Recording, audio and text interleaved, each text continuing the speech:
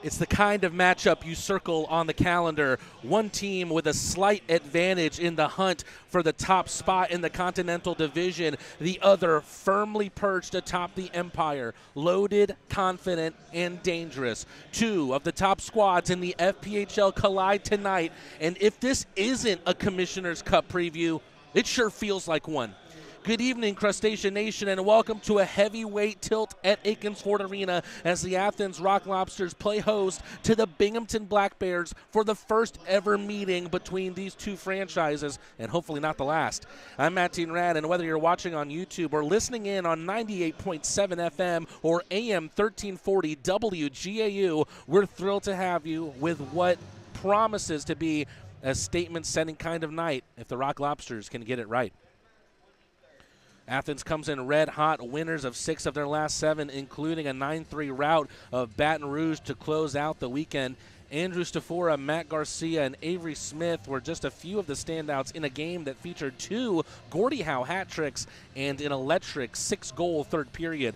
The Lobsters sit 2 points ahead of Carolina in the Continental, so the division supremacy is now in the Rock Lobsters' claws. On the other side, Binghamton, the Empire Division leaders, the statistical favorite to repeat as FPHL champions. They're coming off of a 5-2 win in Danbury, powered by Austin Thompson's 2-goal night, and their offense has been surgical all season long.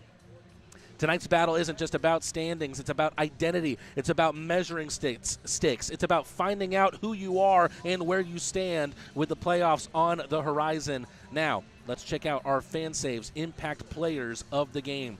For the Black Bears, look no further than Tyson Kirkby. It's been a two-horse race between Kirkby and Garrett Milan for the FPHL scoring lead for most of the year. Kirkby's suspension has helped Milan build a cushion, but that doesn't stop the captain that rose the Commissioner's Cup last year from being any less dangerous. For Athens, it's Matt Garcia coming off of his first professional multi-goal game. He also showed his gritty side by dropping the gloves and securing the Gordie Howe hat trick. He's been phenomenal since coming back from a short-term injury. The Fan Saves Impact Players segment is brought to you by Fan Saves. Download the app and follow the Athens Rock Lobsters for exclusive digital coupons and deals. Now we'll take a look at tonight's Akins Ford engine starters. Back in goal, William Lavalier. He kept his first Rock Lobster shutout in his last performance on Saturday. On defense, a pair of Riley Robertson and Adam Oja. And up front, that starting line of Malik Johnson, Philip Virgili, and Kason Galant. The team physician provided by Piedmont Athens Regional is Dr. Alec Graff. The Akins Ford engine starters are brought to you by Akins Ford, Georgia's biggest and best Ford dealership. That wraps up our Piedmont Athens Regional pre-game show. Piedmont, real change lives here. So buckle in, because this isn't just a game, it's a possible finals preview. It's Athens, it's Binghamton, and it's tonight. Let's drop the puck after this. UGA football player Amarius Mims suffered a serious injury. The quality care from the Piedmont team changed his life. As a football player, my body is everything to me. When I got injured, I was worried about my future in the game, but you and your team's expertise, care, and support reassured me from the start. I've been able to recover because of the quality care I received at Piedmont, and I am back playing at my full potential on the field. I can't thank you enough for what you've done for me, my family, and my future. Your help means the world to me, and I'll always be grateful for your part in keeping my dreams alive. How you doing? Well, I didn't know you were going to be here. Yes, sir. I'm so proud of you. So happy for you. It gives me joy to see you out there on the field doing your thing. You look good. Appreciate you. It's a good-looking ankle. I'm trying to tell you.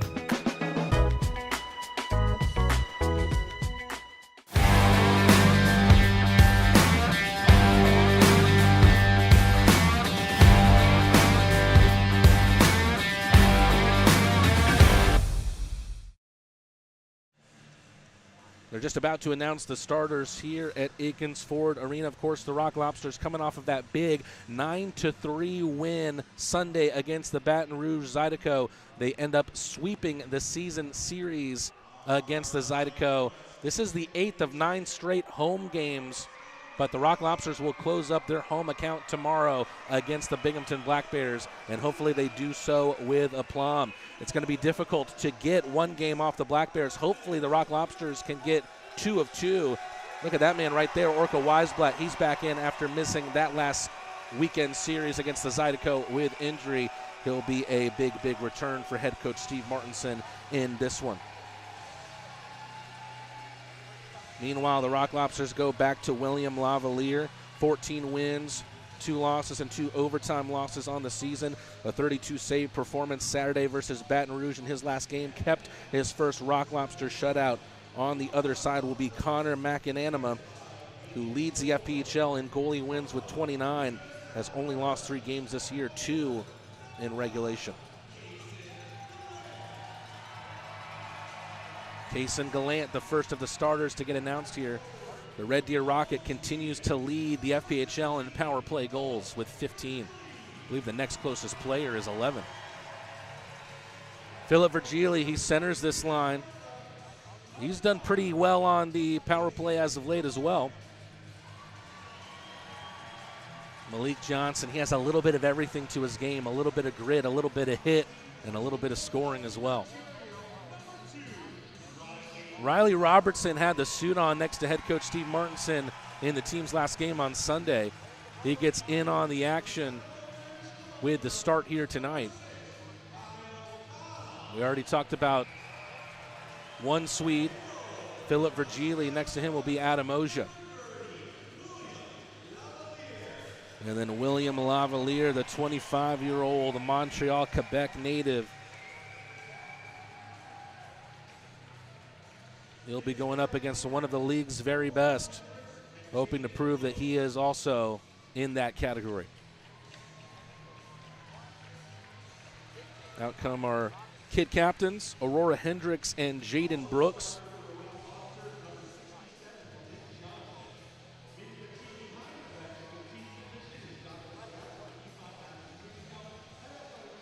National anthem coming up soon after this, and tonight it'll be sung by West Jackson Middle School. Their school chorus will welcome us with the Stars and Stripes tonight.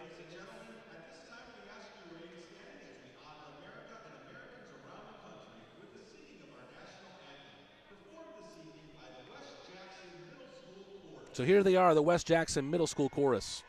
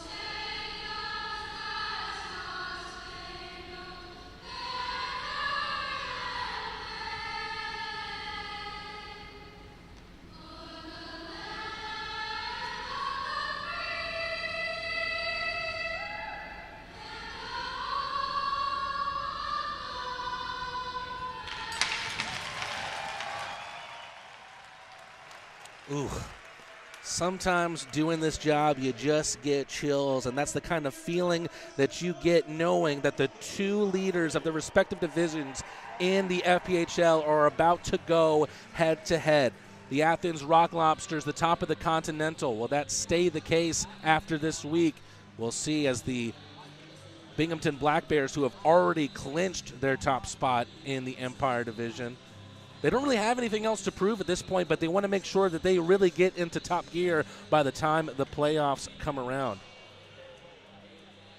Speaking of which, that reminds me, the chase for the Commissioner's Cup is almost on, and your Athens Rock Lobsters are clawing their way to glory. Be part of the madness this postseason and turn the tank into the loudest barn in the league. Don't miss your chance to witness every hit, goal, and game-winning moment as the Rock Lobsters battle for the ultimate prize. Postseason tickets are on sale now. Grab yours at rocklobstershockey.com today, or take out your phone and scan the QR code. Let's pack the tank and mix some playoff magic, because in the offseason, teams are going to learn to hashtag fear the claw. It is definitely the good old hockey game, and it doesn't get quite much better at this than this at this level. Taking a look, looks like Blake Tosto will take the draw here against Philip Virgili. Tosto turns 26 in just a couple days. He just signed a new PTO after not appearing since November 23rd. Had 39 games played on loan to the Pensacola Ice Flyers, and away we go here at Akins Ford Arena. The Rock Lobsters have the puck in the offensive zone. It's touched to the far side by Dale Dion. Athens trying to use their forecheck to try and shake this puck loose. Played between the skates from Dion in his own trapezoid. Almost poked away there from Gavin Yates, but he speeds up the right side, gets in the right circle, goes backhand around the net of Lavalier from the far side, able to find a centering pass, but gets cut out there. Jesse Anderson dispossessed. Malik Johnson centering pass. Casey Galant gets called for the offside after a great lateral move to Philip Virgili on the far side. Early stoppage here, about 34 seconds into this game. No shots on goal just yet, but definitely two goaltenders in the FPHL that are very, very well prepared Lavalier and McAnanima. Here comes Garrett Milan. How about that face-off between number 1 and number 2 in the FPHL point standings. But here's Milan. Great pass out on the right side. It's off the skates. Weisblatt. Pass came so quickly that Weisblatt didn't know it was coming, but shot came in from the right side from Zach Papapetros. And there's the first save of the night that belongs to Connor McAnanima. McAnanima leads the FPHL in goalie wins with 29. He's also third in save percentage, second in shutouts with 4. Face-off will happen to his left once again. Milan against Kirkby. Kirkby wins the draw this time. Dumped in by Nicholas Swain. Takes a bounce off the inboards. Papapetros gets it around. Clever feed there from Orca Weisblatt to get it out of the zone. Daniil Glukarioff drops it.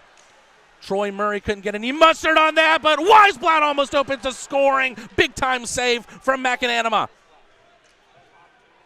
Taking it now from west to east as Austin Thompson is ushered down to the ice by Troy Murray. Dakota Bond getting tied up there with Garrett Milan.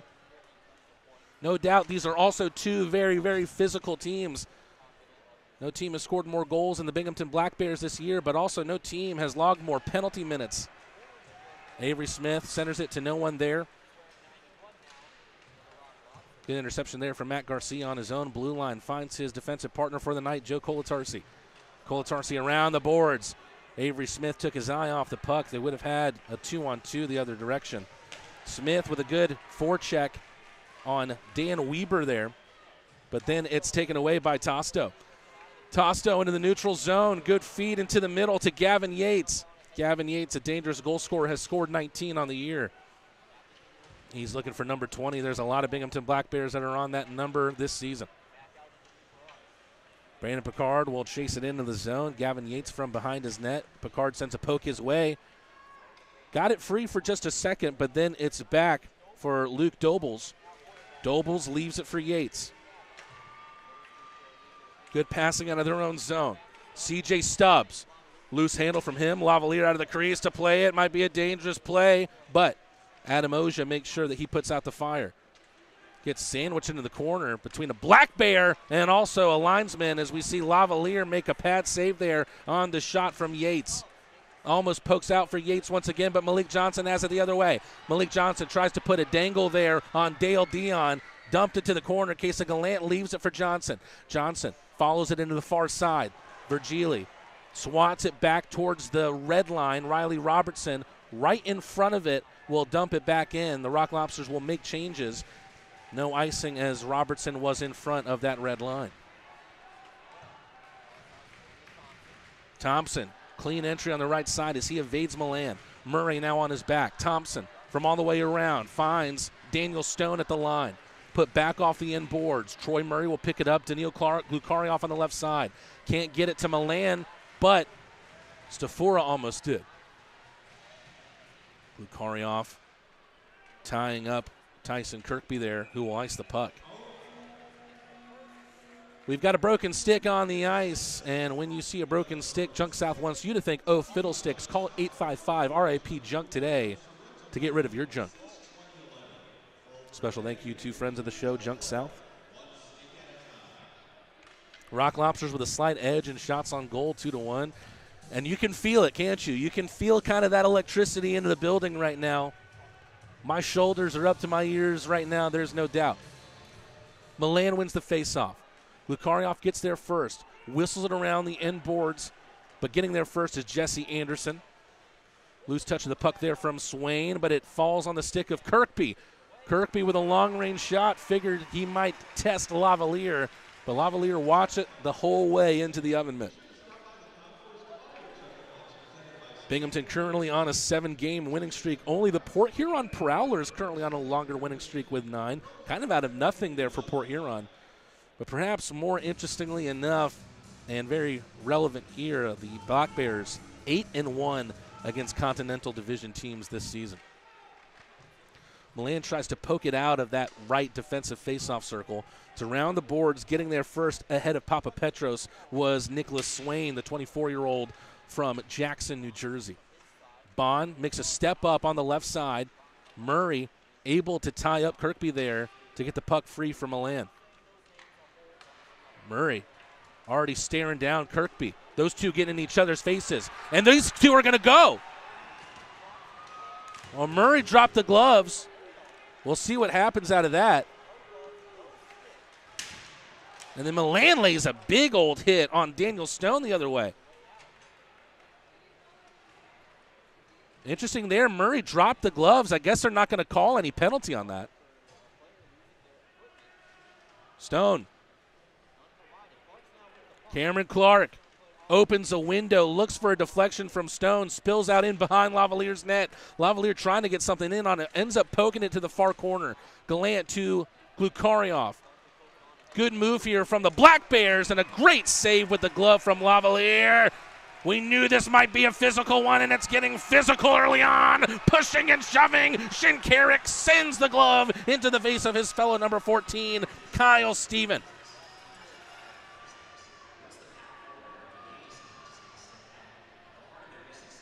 Looks like the referees are going to be able to take care of this one for now, but they're probably not going to be able to take care of it forever. We're going to go to a commercial break here. Still looking for the first goal in the first 5 minutes. Rock Lobsters with 2 shots on goal. Binghamton with 2 as well, but a tied game.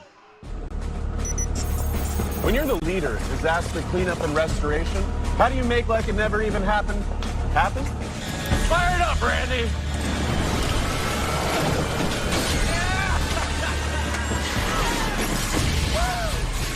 By being prepared for anything.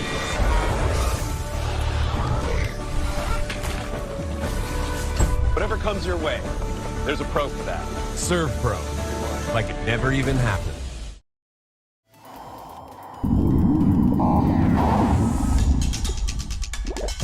Honey, the sink is overflowing.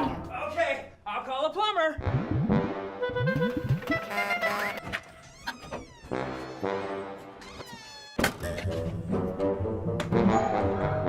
Need a plumber? Need a pro? When you need a plumber, call a pro. Plumber Pro. I guess the referee's not happy with Carter Shinkarik sending that paw into the face of Kyle Steffen. And now the Rock Lobsters will go to their first Leslie Jones Law penalty kill of the night. Strong, skilled, strategic defense. No doubt the Rock Lobsters are going to need that with this Binghamton Black Bear power play. They currently rank 2nd in the FPHL. They score on more than a quarter of their power plays. However, the Rock Lobsters have the #1 penalty kill team in the Fed, killing 88.1% of penalties taken.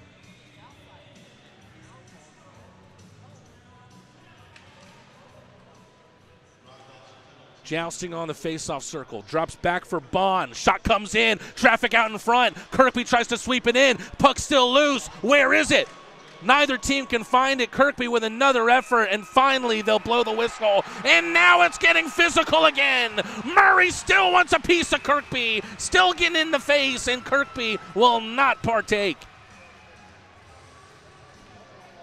Look, it's a smart move from Tyson Kirkby. When you're a team that has to go up against one of the league's very best, you want to try and get in his head. You want to try and make life difficult for it. Smart move from Kirkby there to not partake.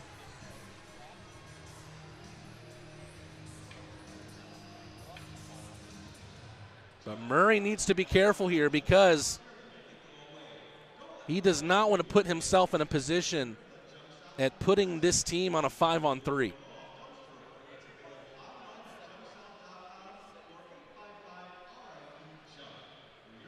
Murray's off to the bench. Oja on in his place.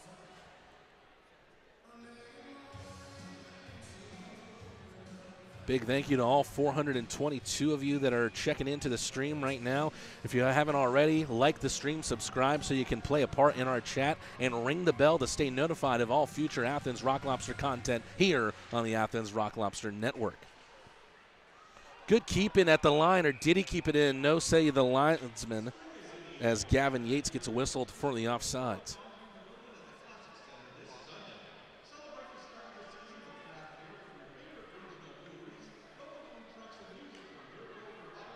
S in the chat says, Matt Teen, I have a game used stick that's signed by all of the players on the team. How do I get your signature too? You're the best announcer I've heard in a long while.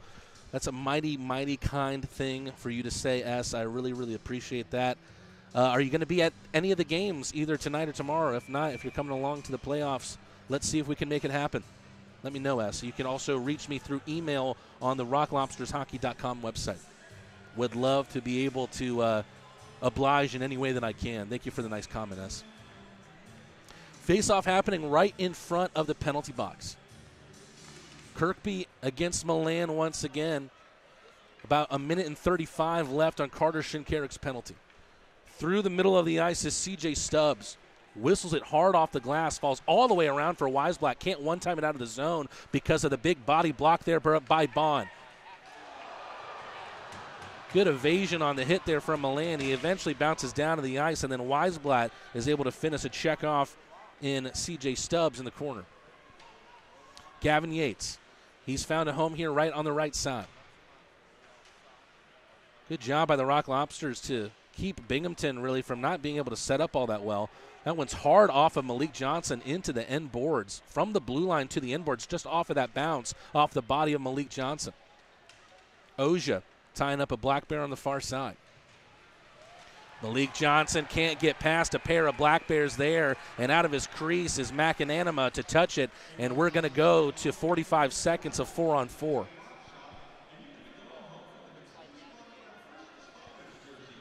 Gavin Yates, it's Dakota Bond who will sit for 2 minutes. Bond, the 2023-24 FPHL Defenseman of the Year, so he's not someone the Rock Lobsters will mind getting off the ice. It'll be 45 seconds of 4-on-4. And then about a minute and 15 of power play.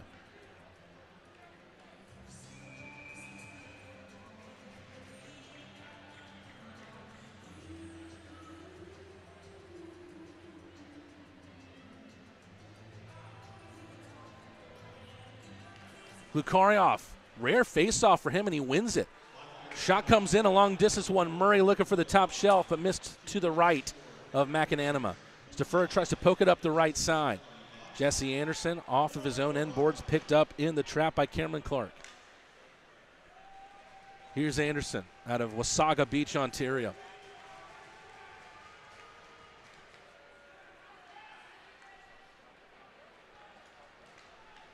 Nice little step out from behind the net there from Cameron Clark.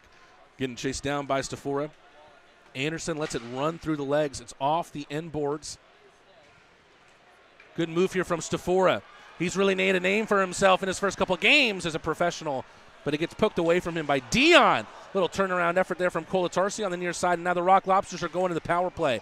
Lukarioff turning into Danny Dangles at the blue line. Backhand centering feed. Murray whiffed on it. Lukarioff trying to cast a spell on that puck is brought down to the ice by Anderson. Kolatarski with a good step up into the corner. Falls to Murray at the line. Murray backhands it to Shinkarik. Shinkarik in the left circle. Slams on the brakes. Looks for another option in Murray. Kolatarski fakes the slapper, and then a wrister comes from the right circle. Saved by McAnanima. Lukarioff and Anderson, the 277s, with a couple of pokes at each other with their twigs.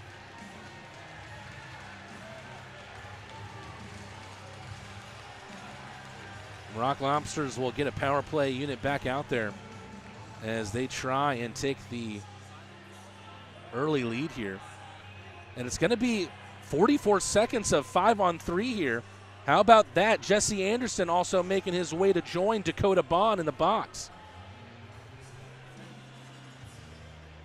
This is almost a must-score moment right here for the Athens Rock Lobsters. You're not going to get these kinds of opportunities against the Black Bears all so often. Keep a lookout for Kason Galant, the FPHL leader in power play goals. We call him Mr. PPG. 44 seconds of 5-on-3. Kirkby initially won the draw, but it falls back to Galant. Galant, Milan with a ripper, misses over the bar, falls to Shinkarik, recycles it toward Galant. Virgili behind the net for Picard, who joins this power play unit. Shinkarik from the goal line in the corner to Galant. Milan shifted back toward Galant. Little bit of trickle there into the corner off the skate of Dan Weber. Galant, Virgili off the skates, back in behind. Picard from the corner to Milan at the line. Milan looking for Galant. Galant in the high slot, back to Milan in the right circle. Puck loose out in front. It's off the far boards and into the neutral zone. The Rock Lobsters will have to recycle here. 1 second left on Bond's penalty, but Milan trying to speed to the other side, and now we'll have about 1:10 of 5-on-4. Picard, patient from the right side, finds Galant in the left circle. One of those shots that looked more like sometimes the philosophy of the best pass can be a shot was off the pads. Virgili doing a great job at winning that puck back, but it's back in the graces there of Dan Weber, who's sensed the length of the ice. Lavalier out of his crease to play it himself. Shinkarik, the quarterback of this power play. But it'll be seen, remains to be seen if he'll keep that position as he's been deployed more as forward as of late. Johnson plays keep away, finds Milan. Stubbs, who marks Milan, doubles around for Glukaryov. Backhanded by Shinkarik at the line. Papapetros back to Shinkarik. Glukaryov lets one rip. It's off the shins of Dakota Bond. Shinkarik, a great grab at the line to keep it in. 10 seconds to go on the power play. Papapetros, Malik Johnson in the corner. Shinkarik stops it with his skate. It's a little bit too hard. He still gets it to Johnson. Johnson trying to get it to Glukaryov, who took up a position in front of the net. And here's a 2-on-1. Developing the other way. How about that? A diving poke check from Malik Johnson to prevent the spring the other direction from the Black Bears. Pad save there from the left side on the shot from Christopher Mott. Dion back for Dobles. Poked away and into the neutral ice. Look, the Binghamton Black Bears have a great power play, but they have a tremendous penalty kill as well, ranking third with a rate of 85.5%. Great pass into the high slot. Shot from Stefan got blocked out. Andrew Stafora, the young man fresh out of college. Galant with a toenail save forced on McAnanima. In behind. Wow, this game is being played on a razor's edge right now. You can see why these are the top two teams in the FPHL. Adam Oja with a good step up there, making a pass by on Zach Sirota. Oja can't poke it loose. Avery Smith tries to take a forehand backhand, spills to the knees, gets the pass off to Picard. His shot's blocked from a short distance, and it almost springs Zach Sirota the other way, but the Rock Lobsters playing good defense in the neutral ice. This game is being played at about 105 miles per minute. If you keep blinking, you're going to miss something. Rock Lobsters behind the net. Picard unable to settle that puck, taken away by Swain. Stone out to the far side for Bond.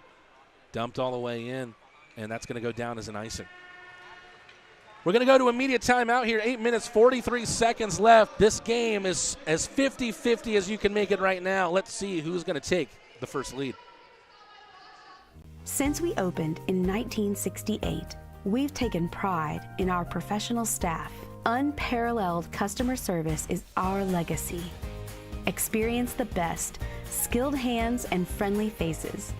At Stanfield Air Systems, satisfaction is not just a guarantee, it's our tradition. Schedule online at stanfieldair.com. It's a historic season for all the hockey fans in Athens, and how can you celebrate without beer? The Athens Rock Lobster Clawshank Redemption is available exclusively at Terrapin Taproom. Terrapin, do the right thing, always.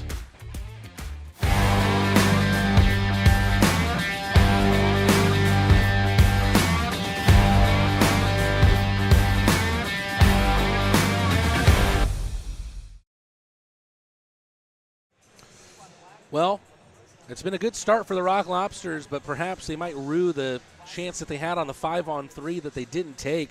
A good penalty kill there from the Binghamton Black Bears, and that's no doubt a part of their game as well, along with a tremendous power play. Forcing a team that has the top penalty minutes drawn in the FPHL this year. It's going to be important for the Rock Lobsters to try and keep getting onto the power play, but also they need to stay disciplined as well. 17 against 17 here on the faceoff. Kirkby and Virgili. A little bit of drifting in on the far side there between Thompson and Johnson. Referee's not liking that. Shot from the line came in from Robertson, fell down in front of Galant. Ooh, a heavy hit in behind. Virgili there on Stone. I think the Black Bears were looking for a call there. They're not going to get one. A calamity of bodies here in this near corner right under us in the press box. Kason Galant able to kick it away from Austin Thompson and back into Rock Lobster possession, but it's given right back to Binghamton. Thompson in front of the Rock Lobster bench. He loses out to Galant. Galant loses out to Swain. Swain, little drift into the left corner there. Swain, pass out to the line, but it can't be kept in there by Daniel Stone. Stone around the glass, around the wall, picked up by Orca Weisblatt, who's back in play after missing the last weekend against Baton Rouge. Little step on the gas there from Glukarioff, who puts it off of the glass. Heavy hitting behind there from Dale Dion, but Glukarioff is able to keep his feet under him. And then lays a hit on Yates as he pokes it back into the offensive zone for Athens. Milan trying to get the stick in the hands there of Dale Dion. Dale Dion with a tumble at center ice. Glukarioff here on the right side. Keeps his back to the line, finds a pass to Orca Weisblatt. Weisblatt doesn't see a route, but he does see a pass to Papa Petros. Papa Petros had work to do on the receiving that pass. He gets it back from Milan. Looked for a tip out in front of the net from Glukarioff. Murray up the left, played with the skate from Glukarioff and into the glove of McAnanima. Connor McAnanima out of Agawam, Massachusetts. Played NCAA D3 hockey with UMass Boston, but we also there saw on the play Daniil Glukarioff, who I talked with head coach Steve Martinson. He might be the easy pick for the Athens Rock Lobsters' most improved player on the year. Glukarioff having recently scored his 20th goal of the year. Also had a goal of the year candidate in that series against Baton Rouge. That came in the Friday game. Face-off win for Milan. Murray from the left corner. Off of Stubbs, picked back up by Glukarioff. Backhands it towards the slot, intercepted by Tosto. Stafora does a good job at trying to win that back. Right now we're seeing both Stafora and Weisblatt rotate on this money line with Glukarioff and Milan. Off the glass of the penalty box. Murray ahead, though, for Tosto. Tight angle shot. Glove save from Lavalier. We saw Lavalier beaten from the goal line against Baton Rouge on Friday. It was a shot right out of the corner that rode the goal line and into the corner. Steve Martinson labeled it as kind of a freak goal, but it looked like Binghamton was trying to test Lavalier from that kind of range. Lavalier aced it. Here we're seeing Carter Shinkarik taking the draw. It's interesting, Shinkarik getting deployed as a forward. He's been one of the best FPHL defensemen of the season. However, him being deployed as a forward, it kind of brings a more balanced set of lines with all the talent that the Rock Lobsters have. Stopped at the blue line by the skate of Dan Weber. Sent in around, stopped by Smith. Up the left side, Matt Garcia coming off that great performance, takes a big hit, still got the pass off to Picard. Picard coming off a great game himself, two goals in that 9-3 win against Baton Rouge. Shinkarik slow to get back up to the ice. Tries to center it from behind the net, and the Rock Lobsters are going right back to the Paloma Park power play. For those of you unaware, the Rock Lobsters score on the Paloma Park power play. They earn free churros for Rock Lobster fans from 24 hours at Paloma Park through the FanSaves app, the digital coupon book presented by 23 Design. 2 minutes on the power play clock. Taking a look at the 4-man unit for Binghamton. Kirkby, Bond, Daniel Stone, and Austin Thompson. Meanwhile, the Rock Lobsters will go with Milan, Galant, Virgili, Weisblatt, and Papa Petros. Carter Shinkarik being checked on by Chris McNeely, the athletic trainer on the bench. Virgili collides in there with Stone. They both take a trip down to the ice. Galant comes away with it. Papa Petros, the option here to quarterback this top power play unit from head coach Steve Martinson. Shepherded by Papa Petros at the line. Finds Galant, a laser from the left side. Good read there from McAnanima to see where the movement of the puck was taking him, and also took him to this near side where he makes the save.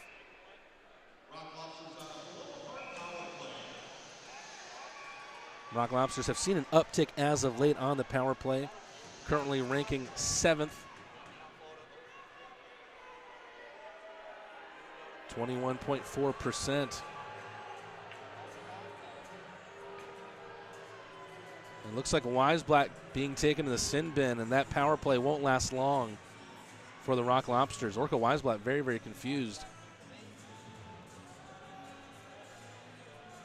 We'll see if the federal hockey penalty summary will tell us what the call here is against Weisblatt. Nothing yet. Minute 43 of 4-on-4. Binghamton will have about 17 seconds of power play after that.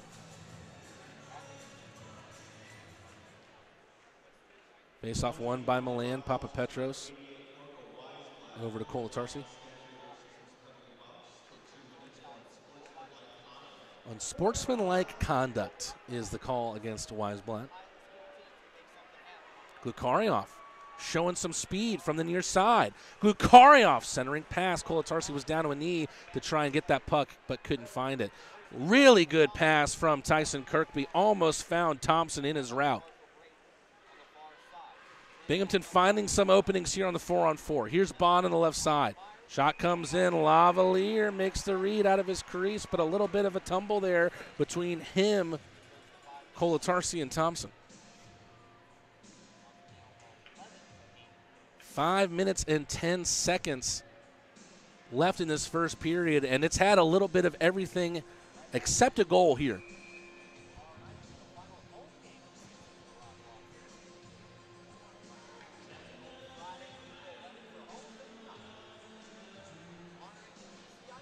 Virgili against Yates on the faceoff. It's won by the Swede. Shinkarik is back on the ice. That's a good sight to see. It's a risky pass in behind the net. Galant loses it in that area, but wins it back. Galant gets edged down on the far side. It's kept in by Bingo. Daniel Stone into the corner. Hassled by Virgili, poked away by Shinkarik, but still staying with the Black Bears. Loose touch of the puck there from Stone, and here come the Rock Lobsters. Shinkarik, a smart move from him, will just U-turn through the neutral zone back into his own half of the ice. Clever move there as he put C.J. Stubbs figuratively on skates. I guess he is literally on skates as well, isn't he? Virgili took the early step before Shinkarik made the move into the zone. And we're going back to a commercial timeout here. About 26 more seconds left of 4-on-4, and then the Black Bears will have a short power play. Stay tuned with us here on the Athens Rock Lobster Network.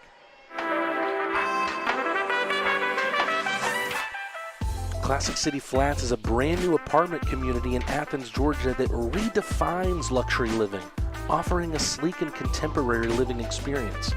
Our impeccably designed apartment homes boast sophisticated interiors, premium amenities, and exquisite finishes, providing residents with an unparalleled downtown living experience. Classic City Flats is excited to deliver luxury apartments that set the new standard of sophisticated living in Athens, Georgia. Classic City Flats, redefining your horizon of living.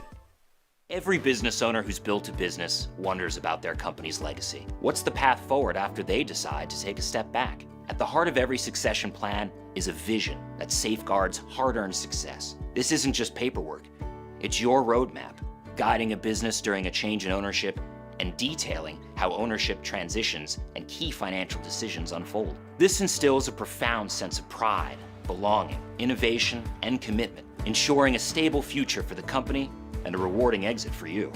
Let's forge that path together. Both teams have had trouble staying out of the box in this first period, and the Rock Lobsters had a 5-on-3 at one point in this first 20 that they might rue not taking their chances on.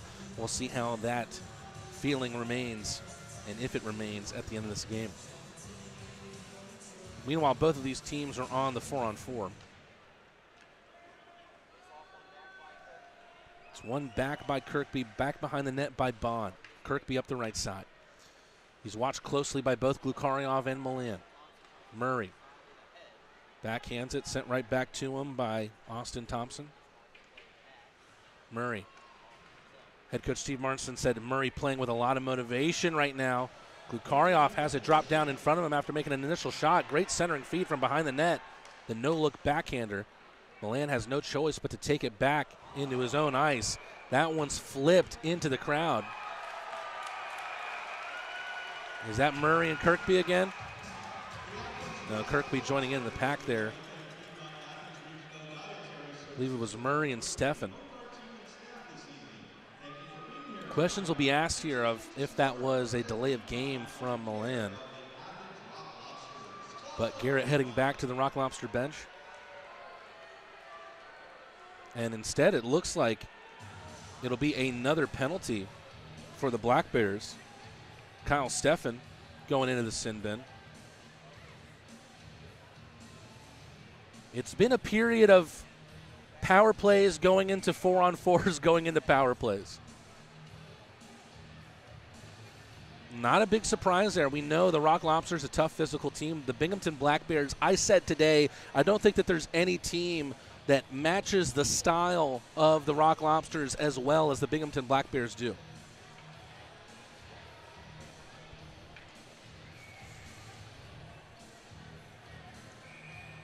Four-on-4 for just 8 seconds, so the Rock Lobsters will have some power play time to play with here.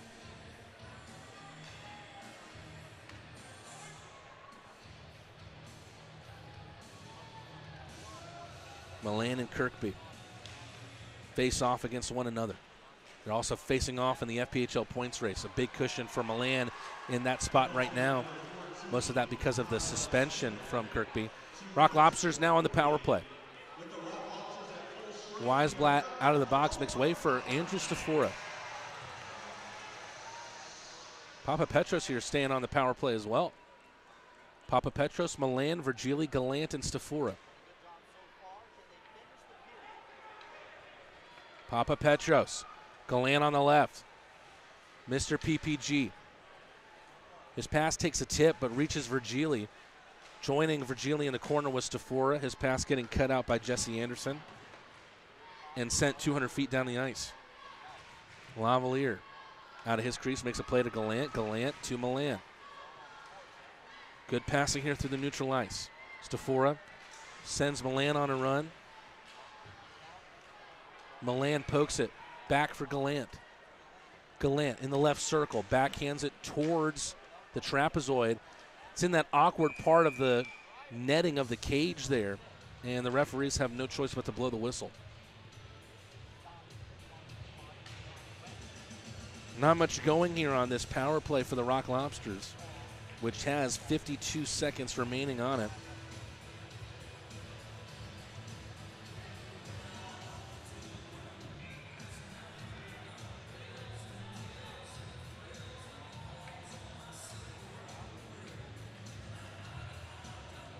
A little bit of changes here on the man advantage. Milan, Galant, Johnson, Glukaryov, and Shinkarik now.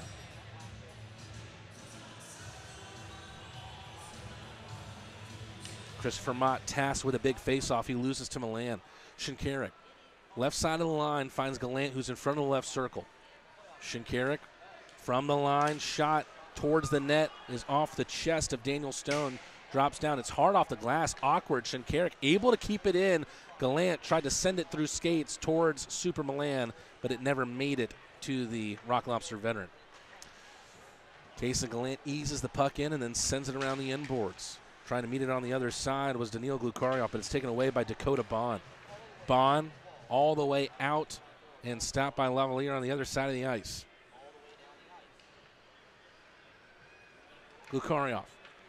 Daniil Glukarioff. Is there something late in this power play for the Rock Lobsters? Finds Milan, centering pass. Floats in toward the end boards after Milan's center was stopped by Kirkby. Kolatarsi in front of the line, shot missed wide by not by much. Kirkby, he just has this chemistry with Thompson. Finds him with a great pass, and then Thompson misses. Nice little defensive play there with a stick from Smith. Tries to look for Johnson, but it's out of Johnson's path. Swatted in at the Rock Lobster line by Austin Thompson. Adam Ojian in behind for Kolatarsi.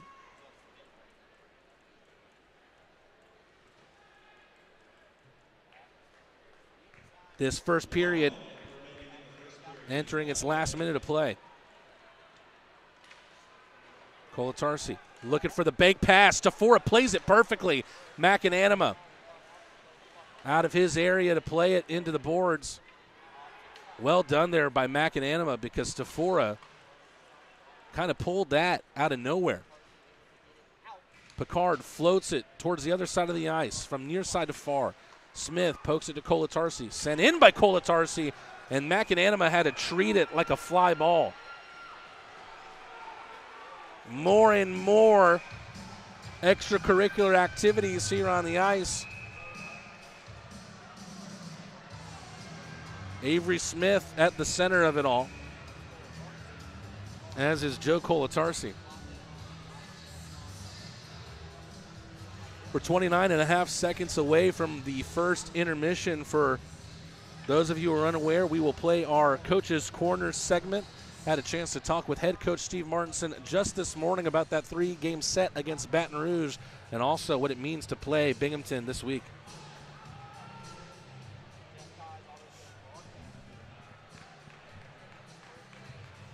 The good news for Athens is they'll have an offensive zone face-off here in the last 29.5 seconds. Perhaps they can draw something up to get a shot through a window here, which they'll hopefully will create here on the draw.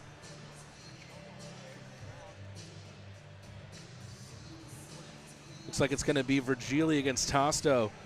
We were talking about it before the game. Tosto back here for the Binghamton Black Bears after not appearing since November 23rd. In the meantime, he had 39 games played on loan to the Pensacola Ice Flyers. Crucial face-off win there from Binghamton. Do they now have a shot here to take the lead late in the first? Dangerous effort there from C.J. Stubbs from an Athens perspective. The Rock Lobsters can't get it out. Another effort in from Anderson. Was looking for a tip out in front. Galant can't keep it through. And it looks like the puck played with a high stick with 2.6 seconds left. Be interesting to see where the face-off's going to happen here.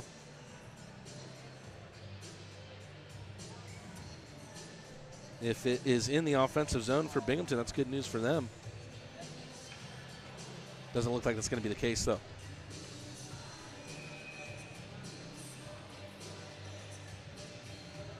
Trying to think of how many games would have ended at the end of the first period with a 0-0 scoreline for the Rock Lobsters this year. Can't think of many, but that's what happens here at Akins Ford Arena. Don't let the scoreline fool you. This has been a heck of an entertaining game between the two best teams in the FPHL, and it's being run at a rate that is too fast to handle almost from a commentator's perspective. But that is what has made it so fun. As always, during the first intermission, we give you our conversation with head coach Steve Martinson. Me and Coach Marty had a discussion about the last weekend series, the sweep of the Baton Rouge Zydeco, and also this 2-game set with the Binghamton Black Bears. Here is Coach's Corner with Steve Martinson. Hey there, Crustacean Nation, and welcome back to another Coach's Corner here on the Athens Rock Lobster Network. At the time of recording, the team is coming off of a 3-game sweep of the Baton Rouge Zydeco. The team is currently in the number 1 spot in the Continental Division and is going into a really exciting 2-game matchup against the top team in the Empire Division and reigning FPHL Commissioner's Cup champions, the Binghamton Black Bears. I'm Mattine Rad, and I'm joined, as always, by head coach Steve Martinson. Coach Marty, to have a chance to end the season top of the Continental Division, those 3 games against Baton Rouge were almost of a must-win status. Was that a pressure that you and the team felt at all? Well, we were playing for first in our division. That's one thing that's one of our goals. And unfortunately, we don't play, you've heard me say it, we don't play Carolina. So we can't, it's not. You have to now we're in complete control of it. As long as we win out, they can't catch us. So unfortunately, we don't play them head to head enough. It's a 5-hour difference. Why we're not playing them, is a whole different ball game. But anyway, we're back in control of first in the division, and it can mean a lot in the playoffs because you get home ice in the first round and the second round. It was 3 games where we saw different personnel come in and out, and also everyone really had kind of consistent performances. With the depth that you have and also the performance from last weekend, is your team making it difficult for you to know who your best 18 guys are? Well, part of it is you're going with the guys that are hot. I mean, we were trying to get a third line that, I don't want to say a third line. We're trying to get another line that was scoring, and obviously we got that Sunday, so those guys are going back. And, Bo has just been out of the lineup for a long time, and he's a little bit rusty, and he's got to practice more. He practiced about 4 or 5 days. And so, it's very competitive to be in the lineup. And that's one of the things that, if you want to have a team that wins in the playoffs, you got to have depth. It's not only about what guys are getting picked, but also who's getting played where, especially with the depth of defensemen that you have right now. Carter Shinkarik, Kyle Powell, Troy Murray were all blue liners that we saw deployed at forward some point during the weekend. Going forward, 4 games left, and then the playoffs, results matter now more than ever. Is versatility going to have to be the most important quality for the guys to have to keep a spot? I think it's more performance-based. We've got one of the reasons that Carter went up to center is he was a center his whole life. He only switched to defense a couple years ago, and Carter likes to carry the puck. So, he likes to play defense, but he also looked at the depth of our team, and we just said, hey, let's try this. And he was frustrated at times throughout the weekend, but I think he was happy by the end of the weekend, on how that lineup, performed. And like I said, going into the playoffs and beating the top teams in the league, we got to get scoring, and we've got to get all our lines got to outplay the other lines. We just can't count on it. And you saw that, on Sunday night, Phil's line wasn't having a big night, and those guys have carried us at times. Garrett's line, but typically both those lines are carrying the team, offensively. And so it was a great opportunity for, Carter's line to step up in the third period and make some plays and get some goals. And that's what we were looking for.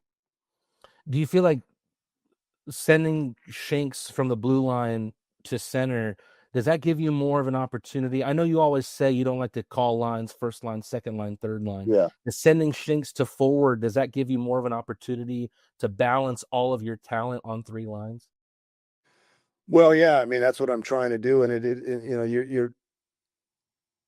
you're really ultimately trying to win the game. If you have to stack a line to win the game, you stack a line. If you can spread out the scoring and spread out the depth, and win games, I prefer to do that. But number 1 priority is to win the game. So, but I know that we needed to get, it's easier to win games if you have 3 lines that are consistently scoring goals. And I know, from historically speaking, sometimes you can get a line that doesn't have a good night, especially in a short, like we're dealing with, best of 3s.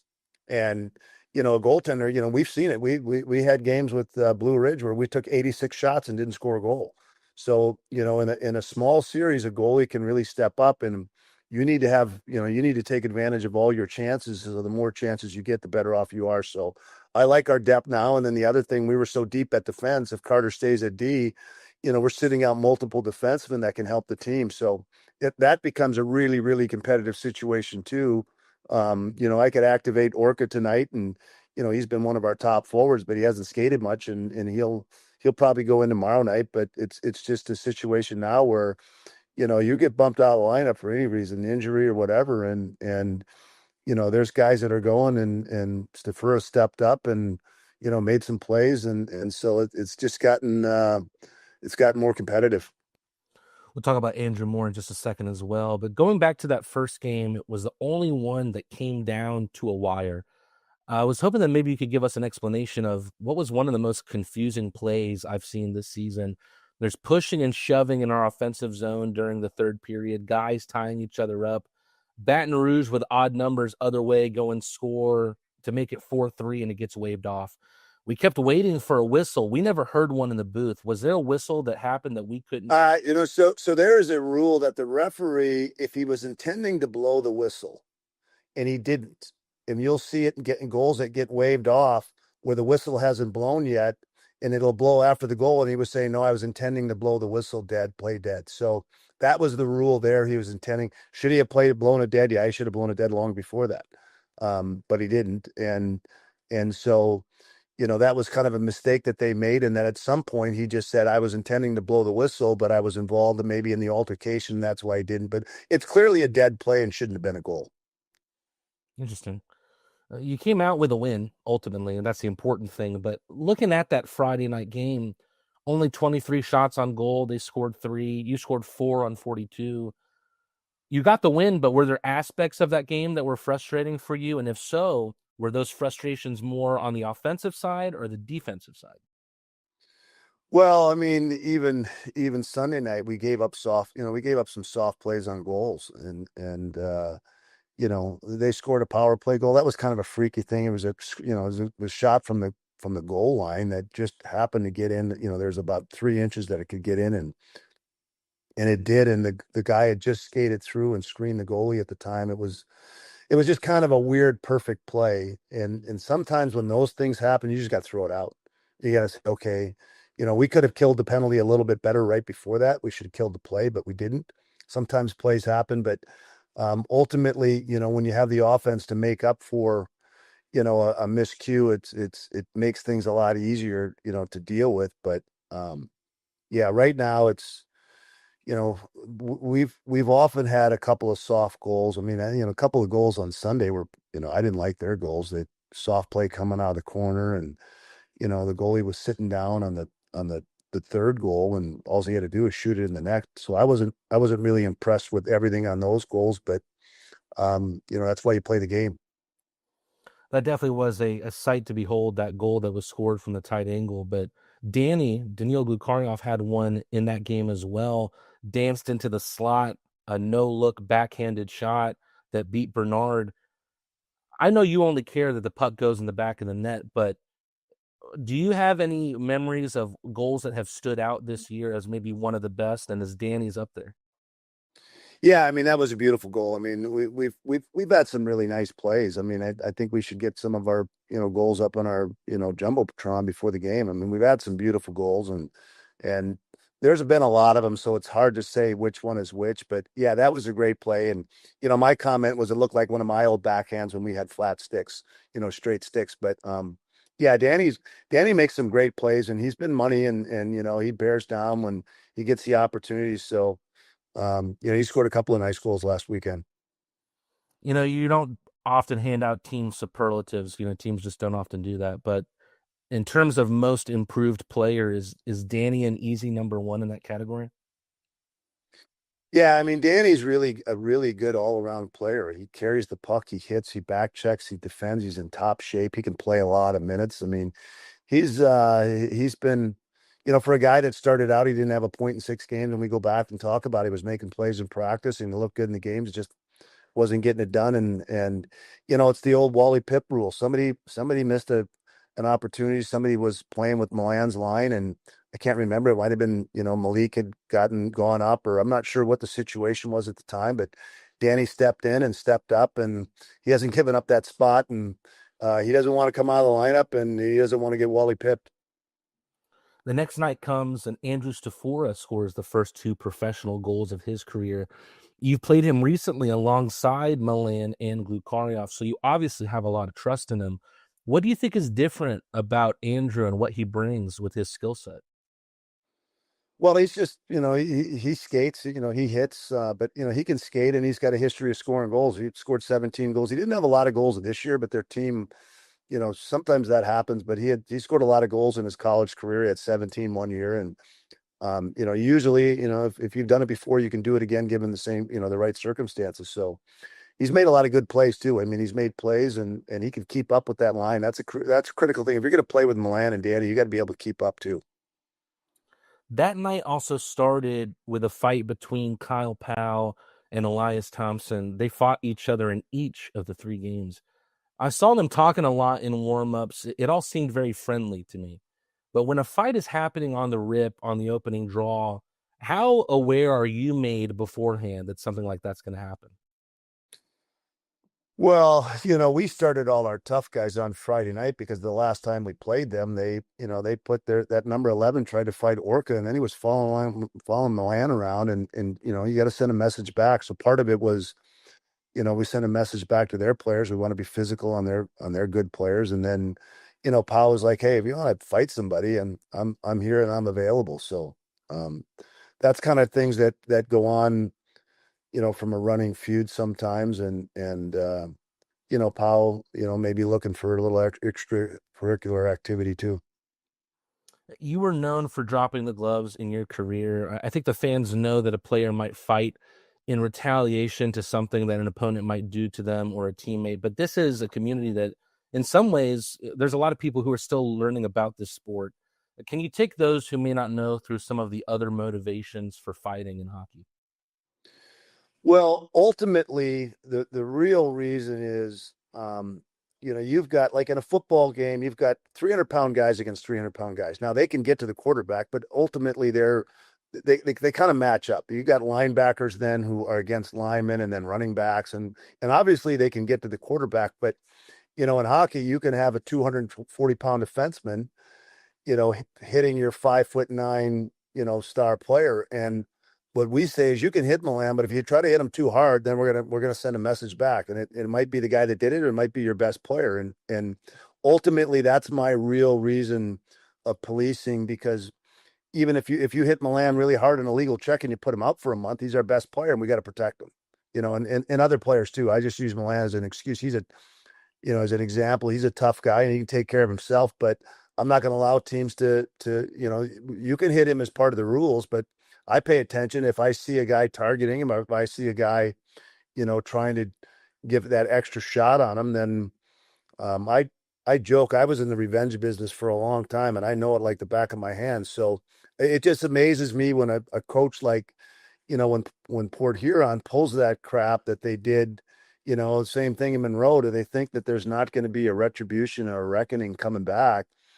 They're sadly mistaken. And ultimately, we don't always have the guys to do it. And right now, like tonight, we're playing the team that leads the league in penalty minutes. They lead the league in offense. And, I believe in fighting fire with fire. And so that their highest penalized team is now going to be up against, the most physical defense I don't recall having a defense as physical as these guys. And so, a side note in tonight's game, they lead the league in penalty minutes, and I think we've got the toughest team in the league. So we'll see who comes out on top of the physical battle. But you can bet we're going to be hitting a lot tonight. And in contrast to that, going back to Baton Rouge, no team has taken less penalty minutes than the Baton Rouge Zydeco this season. But I don't think that's the kind of team we saw both this past weekend or even when we saw them in Baton Rouge. What do you think led to the Zydeco playing a rougher game against us, if you want to call it? Well, they have to. If you're just going to try to turn the other cheek and allow us to run you over, you're not going to win. You know what I mean? So they're kind of forced into, if you play us and you're going to play us 3 games, and we came out physical. Like our guys knew what they tried to pull there, and so, and they're desperate. They're playing for their lives. They're playing for their playoff lives, and we got an incident from the other night that I'm appealing the suspension on Greco. I mean, the guy clearly instigated. It's not instigated. He clearly incited Greco to come after him, and he went out of his way to come up to Greco after the goal and on Greco's way to the bench. He, all the clear inciting issues, but that wasn't, I didn't even know that the league was reviewing it, because why they did it, I don't know, but I guess I do know, but ultimately why, I question that, but it was clearly a result of, an incident that was incited by the 96, who's their second penalty minute. He's their second leader in penalty minutes. And he's trying to get to Greco in front of the net on the goal. And then he goes up to Greco. And the reason they have that rule, it's really clear. Inciting can cause aggressive behavior, aggression from your opponent. And you can't go up and run your mouth. And this is one of the things that Baton Rouge said. They run their mouth. You can't go up and run your mouth and say you're going to do something and then have somebody respond and then turtle and say, okay, go ahead and, and now it's a suspension. It's not a suspendable act. The aggression by Greco was clearly because he was incited into that by a guy who's the second leading penalty minute guy. And anybody that watched the series knows the Larwood guy runs his mouth the whole game, runs his mouth coming by the bench. And why teams would do that with us, it's just dumb. I mean, to me, it's just dumb, and you're going to pay a price. So if you want to play that way, there's a lot of sayings that have been around a long time. And one of them is, you live by the sword, you die by the sword. So to have the league or him even cry about it, you're going to run your mouth, you're going to get punched in the mouth. That's what happens in hockey. And that's why in most leagues, you don't have a lot of smack talk, because you got to back it up. That's a soundbite if I've ever heard one. Going forward to that Sunday game, that was really the cherry on top, a 9-3 win. It got started out with Troy Murray scoring 2 goals. He had scored only 1 through the 27 games he played with us before that. The 2 months in the ECHL with the South Carolina Stingrays, that no doubt benefited Troy, because it's a chance for him to take the next step. Have you seen an improvement in his game since he left over 2 months ago, and therefore are you reaping the benefits of that loan now too? Well, usually you just get a more of a motivated player, and I don't think he's any more skilled. I think he's more motivated. But one of the reasons he was playing with Milan, so most of the season he was playing with our third line and wasn't generating as much offense. Now he's playing with Milan. He's getting more opportunities to be involved in the play, and when you play with the top players, and he got some opportunities. He made the best of them. He shot the puck well, and he's got it. He's got a good shot. And don't mean to cut off our interview, our coach's corner with head coach Steve Martinson. There's still a lot of that interview left, so if you want to finish that one off, make sure you go to our official YouTube channel right here. You can click on the Athens Rock Lobster profile name and go and finish that interview with head coach Steve Martinson. Let's pause briefly for station identification. WGAU and W254 CJ Athens, 98.7 FM and AM 1340 WGAU. The chase for the Commissioner's Cup is on, and your Athens Rock Lobsters are going to try and claw their way to glory. Be part of the madness this postseason and turn the tank into the loudest barn in the league. Don't miss your chance to witness every hit, every goal, and every game-winning moment as the Rock Lobsters battle for the ultimate prize. Postseason tickets are on sale now. Grab yours at rocklobstershockey.com today, or take your phone out and scan the QR code on your screen. Let's pack the tank and make some playoff magic, because in the offseason, teams are going to learn to hashtag fear the claw. Underway here in the second period. The Rock Lobsters with a clean face-off win coming out of it. Robertson here out of his own right circle. Looks for a tip from Malik Johnson at the line, who helps it onto the stick of Casey Galant with a right circle shot. Took a hit off of the stick there of a Binghamton defenseman and into the netting. Early stoppage here, just 12 seconds in.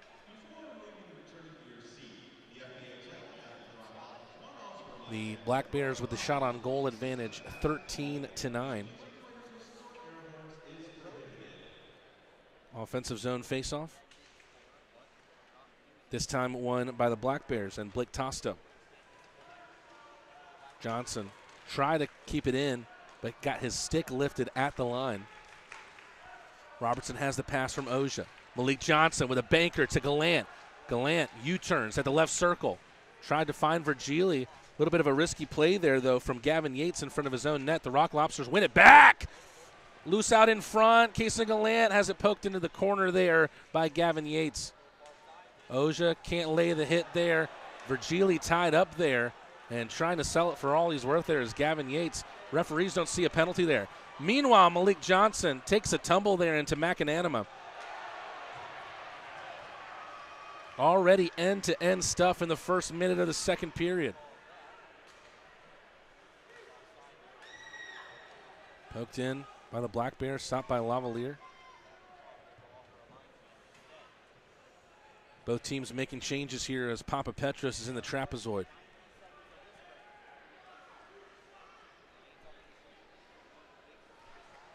Papa Petros through the middle. Glukaryov to the right from Murray.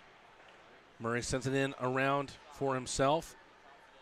Ends up falling all the way to the other side for Weisblatt. Weisblatt tries to stuff it in further. Glukaryov to Milan, forehand, backhand on Macananima, who makes the save.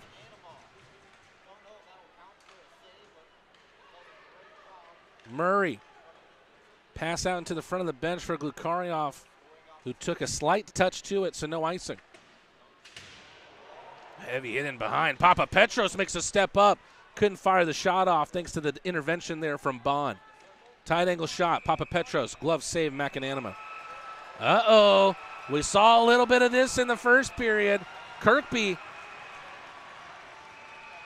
I think on Milan there.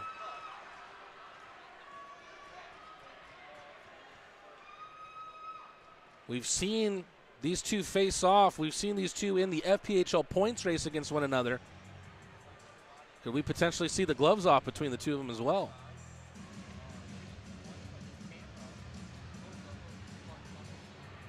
A little more than 2 minutes gone, and Milan will wheel away from that situation. Needs that towel to wipe the fog from the visor.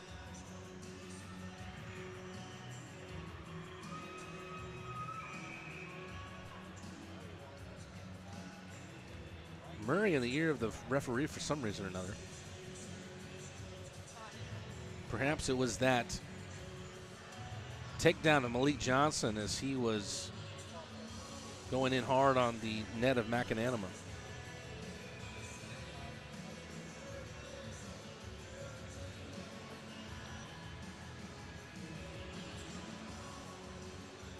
Milan against Kirkby on the face-off again.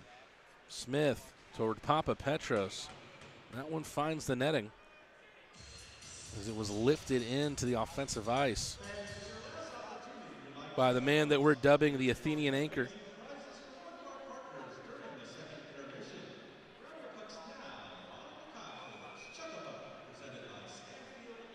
We'll do the face-off again, but this time it's in the near side on the neutral zone. Another clean face-off win by Milan. Around the world from Murray. Smith on the near side. Glukaryov in around. Smith here with Glukaryov and Milan. Papa Petros stopped at the line. Murray on the left side. Murray coming off a 2-goal performance has one rifled off the end boards. Here comes the Black Bears with speed. Swain with a centering pass. Kirkby looking for an answer on the far post. All it needed was a touch, but it evades everything. Sent back in by Swain. The Black Bears will change.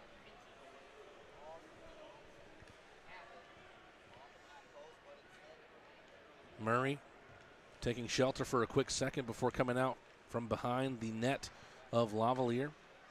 Stafora, beautiful helper into the zone back towards Murray. Murray gets edged out of possession. Falls all the way back towards Shinkarik, but Shinkarik lets it run. Sirota trying to take advantage, gets into the slot, fires a shot. Where's the puck? I think Papa Petros took one off the face. Papa Petros with his right mid on the face. And even Kyle Steffen there calling to the bench for athletic trainer Chris McNeely. Looks like McNeely will meet Papa Petros halfway.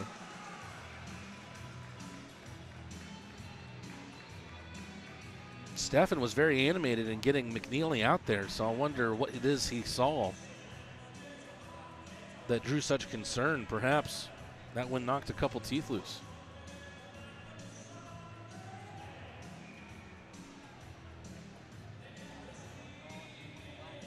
Shinkarik here taking the face-off.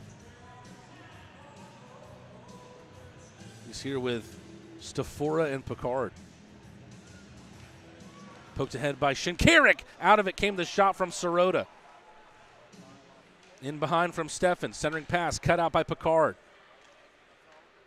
Stafora out to the right for Matt Garcia. He's coming off a 2-goal performance. Matt Garcia with a good forecheck, and oh my goodness, that's a heavy hit in behind.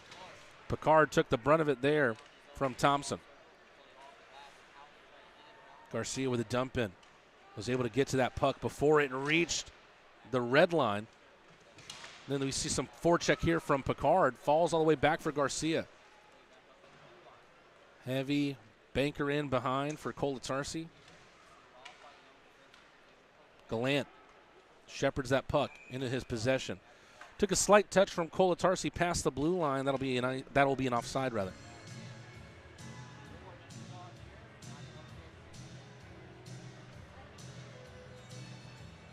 Four minutes gone exactly here in the second period. We still wait to see which goaltender will falter first. Virgili wins the draw. Back to his fellow Swede, the defenseman Adam Oja. Nice gliding there out of his own zone. Gavin Yates. Black Bears trying to transition out of their own zone. Moving here from east to west. Beautiful speed here from Yates. And then a shot comes in right in the midsection of Lavalier. Lavalier, 14 wins on the season. He has 12 games logged for the Rock Lobsters. He has yet to lose in regulation. 11 wins and 1 overtime loss.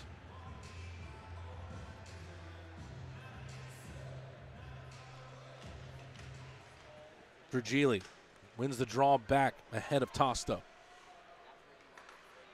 Johnson from the Lobster to the left for Virgili. The Swede looking to center it. Instead dropped it back to Johnson. Johnson didn't make the read on that one, so it's all the way back to the defensive blue line for the Rock Lobsters. Tipped in by Virgili. Johnson will chase, but it's taken away by Jesse Anderson. Great forecheck there from Johnson. Galant unable to make himself the beneficiary of Johnson's work there. Beautiful pass to the blue line. Dropped back. Shot comes in.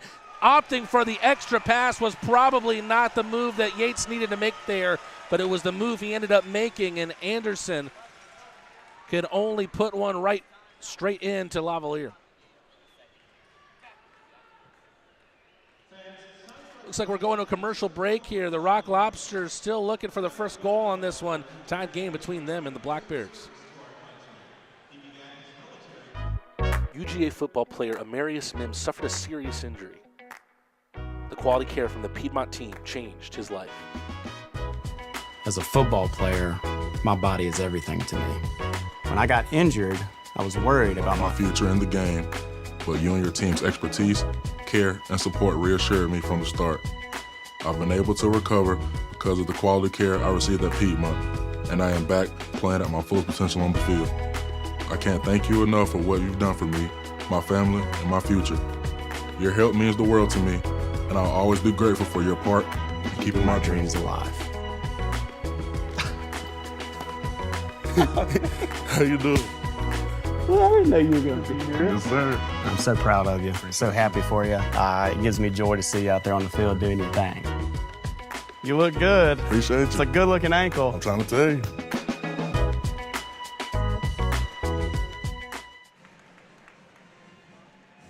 Here's a good look at tonight's hometown hero, Clint Maxwell. Thank you for your service, Clint. Rock Lobsters looking for someone to make a big step up here. Right now, the Black Bears have the shot on goal advantage 17-11. It's been a very, very even game, though, despite what the shot on goal numbers might tell you. And perhaps one of the best chances for the Black Bears came right out of that break. Instead of opting for the shot, Yates opted for the setup toward Anderson. Yates was in a great spot to try and release that shot in the high slot. Binghamton out of the face-off. That one skipped like a stone past Lavalier. Ooh, heavy hitting behind. Weisblatt quickly back up to his feet, though. Milan takes it over the left side of the line. Milan tries to ease a centering pass over to Daniil Glukarioff, who fights for it with a forecheck in the trapezoid. Had a hold of it just temporarily, taken away by Thompson. With speed, the Black Bears through Dakota Bond. Absolute missile. Looking for the top shelf. Missed wide.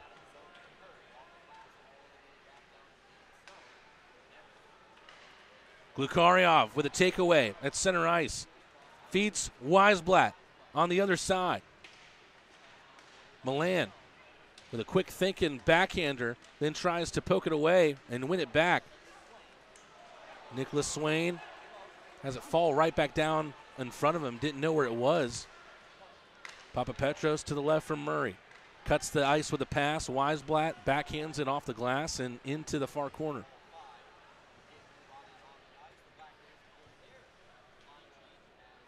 Binghamton taking some time here as they'll change lines. Will try to make their way out on the right side of their own ice. Zach Sirota down to his knees, gets the pass back. Tight angle shot, saved by Lavalier. Shinkarik plays it with the foot. Still able to get the pass off to Stafora. A great play there from Shinkarik. Let's see if Athens can do anything with it the other way. It's sent in by Stafora off the pads of McAnanama. Garcia. That one pinballing right out in front of McAnanama. Into the corner here from Weber. Taken away by Smith. Rock Lobsters a little 3-on-3 here. Smith to the forehand. Oh, baby, what a goal! What a way to open up the game scoring-wise here is Smith with the dangle, with the push past McAnanama to make it 1-0. He is quickly becoming a fan favorite here in Athens. Let's see why here on the Crawford Laundry spin cycle. Smith enters in over the left side of the line.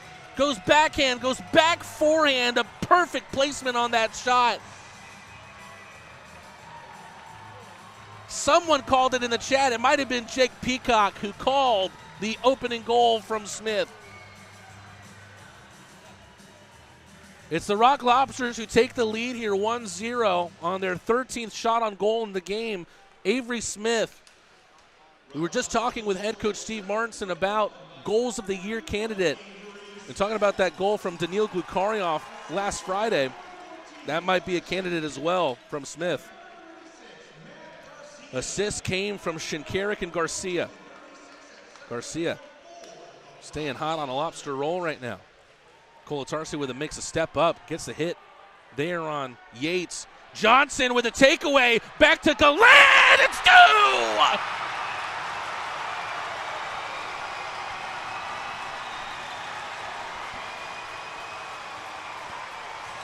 Don't blink, you might just miss it. Galant makes it 2, and now he's atop the FPHL goal leaders with his 36th of the season.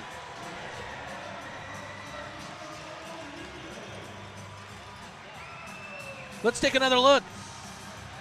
Johnson takes it away from the center ice. A beautiful feed to Galant. Someone who had a worse shot may have not converted there, but Galant, one of the best shots in the FPHL. He makes it 2 for the Rock Lobsters. And this is something perhaps many neutral viewers in the FPHL might not have seen coming, but Crustacean Nation definitely knew that the Rock Lobsters were going to be able to give the Binghamton Black Bears one of their best fights in the regular season this year.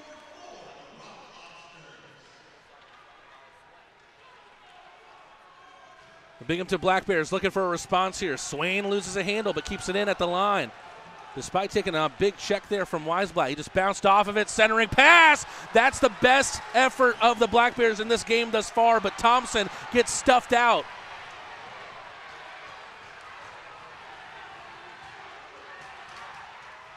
We'll see in a second just how many seconds were between those two goals from Smith and Galant.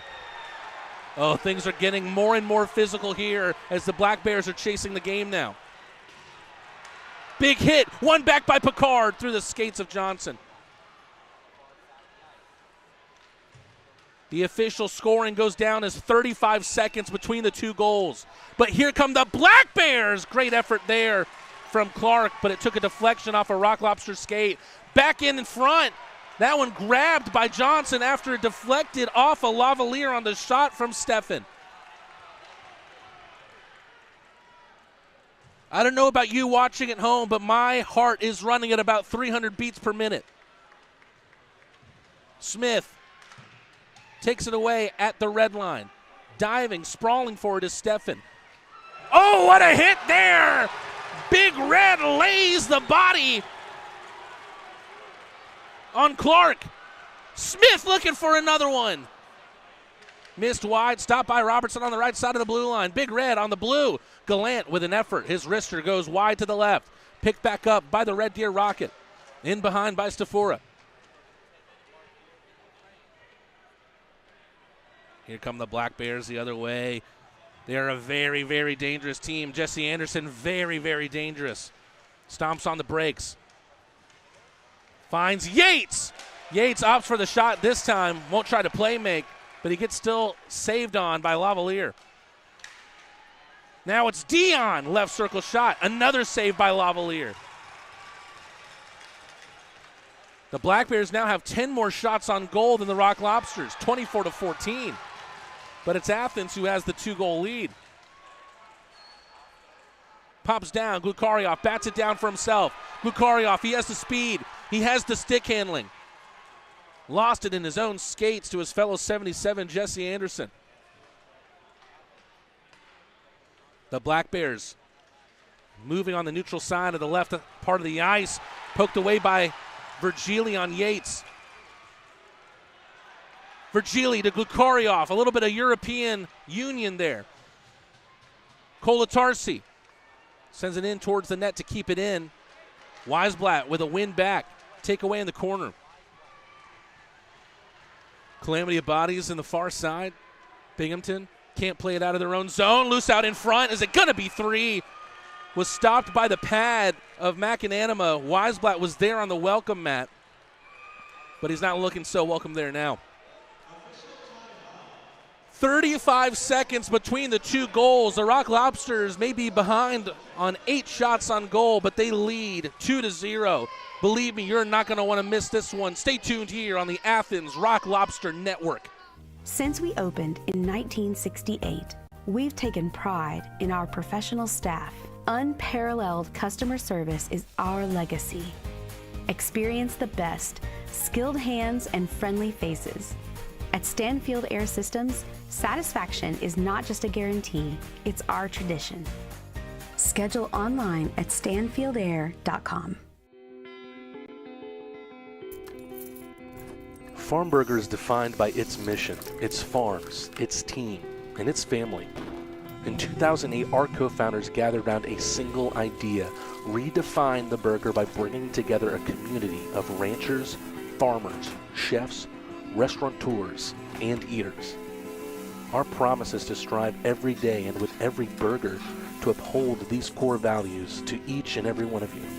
We do that by holding ourselves to a higher standard. Grass-fed and grass-finished, that means our cattle are never fed grain. Our belief feeds our mission, and our mission is to feed you. It's a historic season for all the hockey fans in Athens, and how can you celebrate without beer? The Athens Rock Lobster Clawshank Redemption is available exclusively at Terrapin Tap Room. Terrapin, do the right thing, always. Playoff tickets recently went on sale for the Athens Rock Lobsters as they'll bring the Commissioner's Cup playoffs to Akins Ford Arena for the very first time. And if this isn't any indicator, you are definitely going to want to secure those tickets now, as well as season tickets for the 2025-26 campaign. Face-off win from the Rock Lobsters. Kolatarsi right out of it. Really good save with the oven mitt there from McAnanima. This is one of, if not potentially the toughest goaltenders to beat in this league. Of course, Mario Cavalieri might have something to say about that in the Carolina Thunderbirds organization, as well as William Lavalier and Josh Rosenzweig. But Rock Lobsters beat McAnanima twice. Colatarsi, second bite of the cherry. His shot skips wide. Colatarsi, turnaround effort off the side of the netting. Galant, spin around, centering pass there. Gets lifted out of the zone, stopped by the glove of Oja. Oja, banker, off the center of the end boards. Colatarsi back to the Swede. Galant can't get it to trickle past Bond. Great wherewithal there from Oja to stop two pokes ahead. Here's a 2-on-1. Galant makes it 3. You just can't stop him. You just can't stop him. And now Galant has 2 goals in this game. That's number 37 on the year.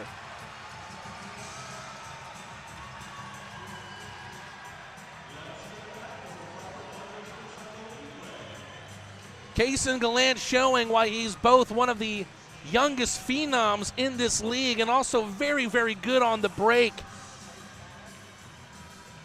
They know to feed the hot hand right now. Malik Johnson with the initial centering pass to make it 2-0 earlier. And now it's Virgili who feeds the beast, and Galant makes it 3-0.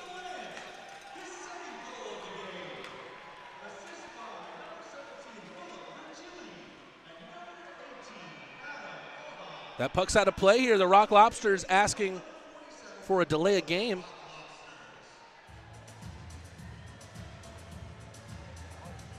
And now Kaysen Galant on hat trick watch. He already has 1 on the year, the fastest hat trick in Rock Lobster history.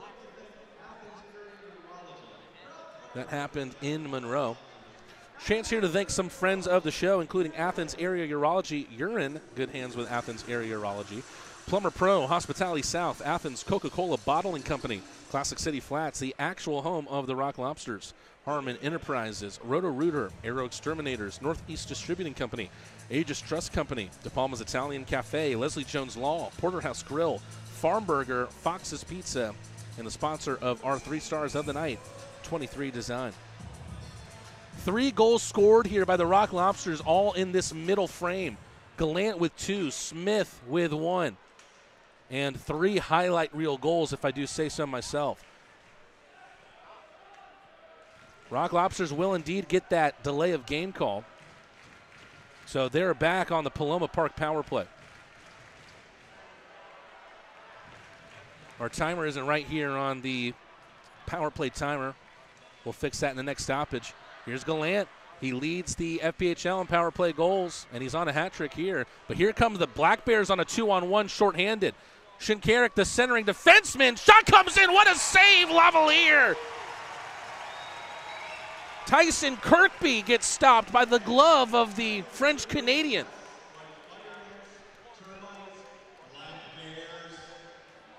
My goodness. The Black Bears keep trying to force an entry back into this game, but Lavalier, with save number 25 on the night, is able to keep the Rock Lobsters up with a 3-goal lead.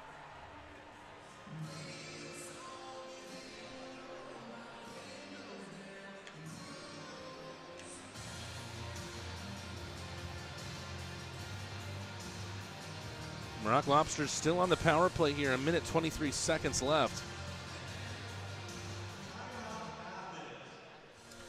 Rock Lobsters head coach Steve Martinson calls the timeout. We're going to go to a quick commercial break here. After this, the Rock Lobsters lead 3-0. Can they add on to that lead in the Paloma Park power play? Stay tuned here and find out. Every business owner who's built a business wonders about their company's legacy. What's the path forward after they decide to take a step back? At the heart of every succession plan is a vision that safeguards hard-earned success. This isn't just paperwork. It's your roadmap, guiding a business during a change in ownership and detailing how ownership transitions and key financial decisions unfold. This instills a profound sense of pride, belonging, innovation, and commitment, ensuring a stable future for the company and a rewarding exit for you. Let's forge that path together. Back here in Akins Ford Arena, the Rock Lobsters off to a scorching middle period here. Casey Galant on hat-trick watch. He's the closest Rock Lobster to the press box right now as the Rock Lobsters continue to have this 1 minute and 23 seconds of power play time. Milan glides through his own ice, finds Glukarioff on the left side, who enters over the line. Virgili can only backhand it back off the far boards. Galant on the left side, trying to find an option. He scooches a little bit closer towards the goal line, all the way around for Milan. Milan stops at the line, was a little bit loose with that puck, swatted away from him, and then it's sent over the line by the Black Bears. Kolatarsi has it on his own blue line, drops it back for Glukarioff. Galant almost looked like he got slew-footed there. He looks to the referee saying, is that not what happened? Puck tied up on the far boards. Kolatarsi stops it with a skate. Gets just enough on it to the right for Galant. Galant eases it to Glukarioff in the near corner. Kolatarsi at the line. Milan to his left. Back to Glukarioff. Glukarioff looking for that top shelf. Great glove save there by McAnanima. That's the 18th shot on goal for the Rock Lobsters in this game. And there's 24 seconds left on the delay of game penalty against Zach Sirota.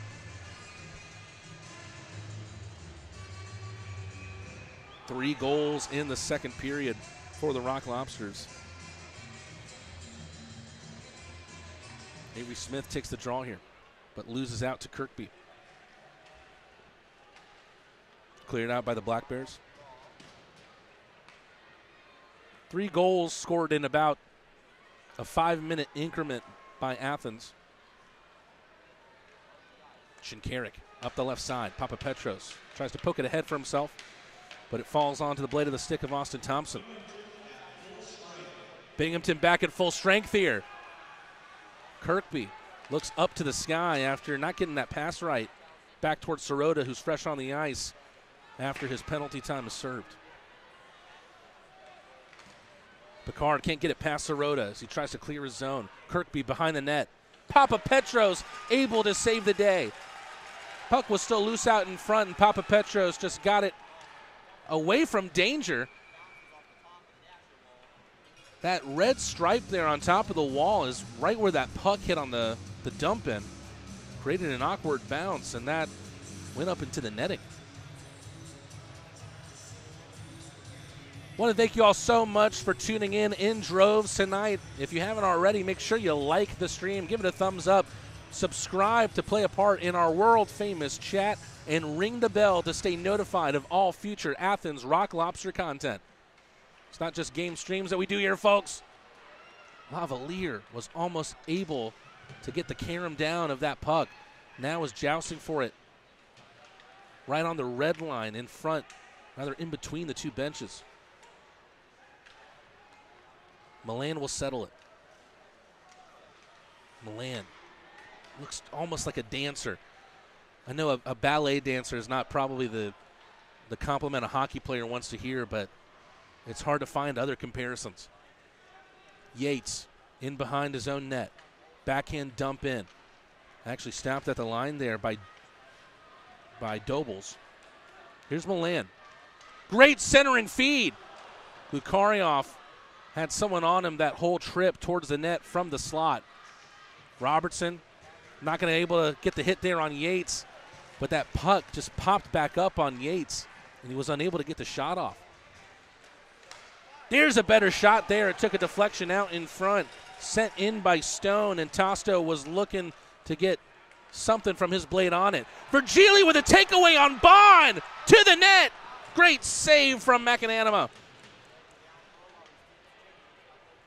Great job there from Virgili to take it away, but Stone was able to slow him down and make the save a little bit easier for McAnanima, but Virgili takes it away again. Galant to Johnson, misses to the right. Right now, the Black Bears are seeing the very best the Rock Lobsters can be. Johnson was looking for the tip from Galant. Already drew a celebration from the fans, but it never went in.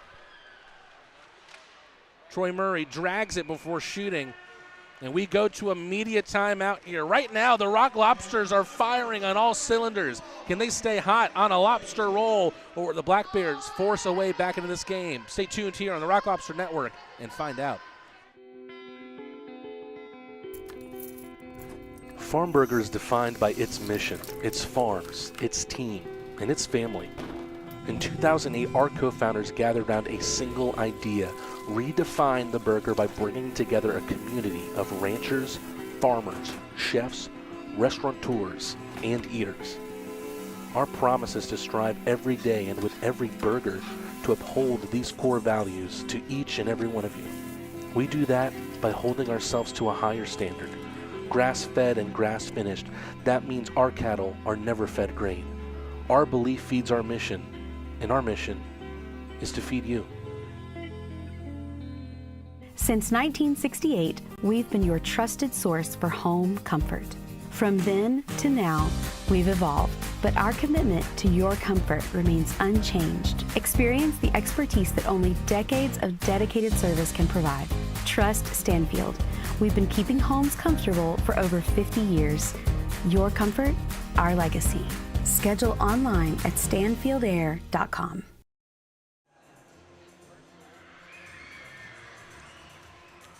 End of luau cam here, and it's been a not a Hawaiian roller coaster ride, but it's been a roller coaster ride here in the second period for Rock Lobster fans, and it's only on an upward trajectory.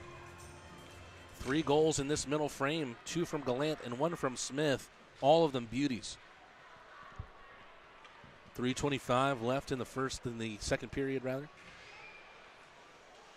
Rock Lobster forecheck has just been ruthless thus far. Kolatarsi lets it spill in behind. He tries to tie up Nicholas Swain there. Swain takes it away, tries to center a pass. It's off of Shinkarik. Shinkarik off the end boards, picked back up by Virgili on the far side.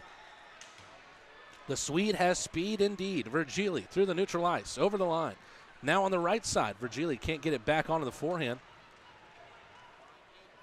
Sent long by the Black Bears. Kolatarsi hard off the Binghamton bench. We've got a whistle here. I think they're saying that Johnson played it down with a glove, so that's going to be a hand pass before Kolatarsi ever touched it.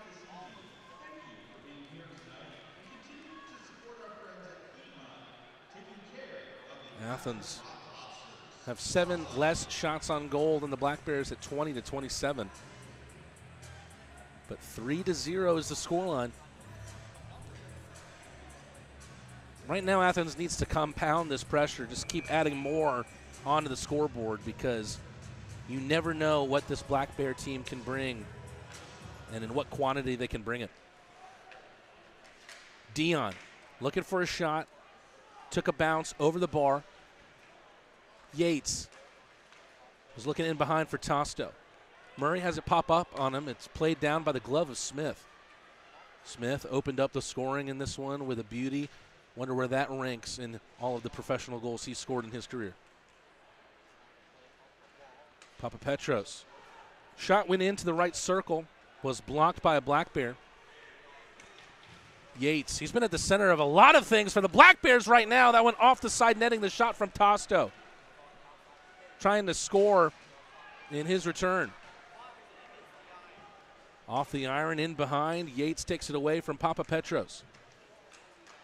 Great poke back there from Papapetros on the recovery. His former Castleton teammate couldn't settle it, Brandon Picard. Andrew Stafora attempts to hit there on Dobles. Stafora almost won it back there on Mott. Yates from the near side. Stopped at the line. Weber in behind. Really good idea there from Sirota right in front of Lavalier's net. Just tried to kick it over to Yates.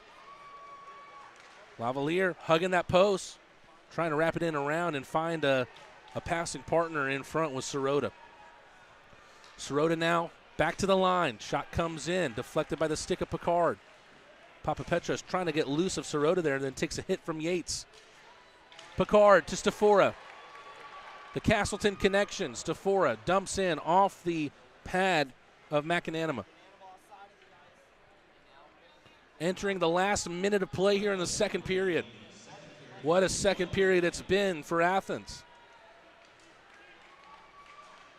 Kolatarsi able to get it away. Only temporarily, though, as Sirota receives the pass there from Thompson. Weber.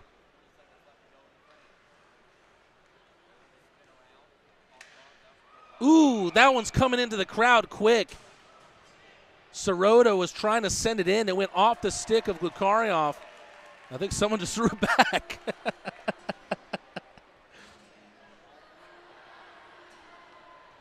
36 seconds left in this period, and it might go down as a period to remember for the Rock Lobsters, one of their best 20-minute frames of the season, of course. That's tough to say, coming off of that 6-goal third against the Baton Rouge Zydeco on Sunday.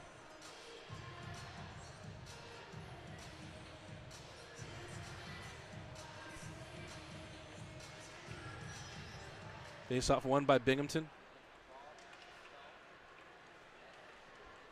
Trying to find an early, rather a late tally here in this second period. Centering pass went through the crease there on the effort from Thompson. Can there of Stubbs.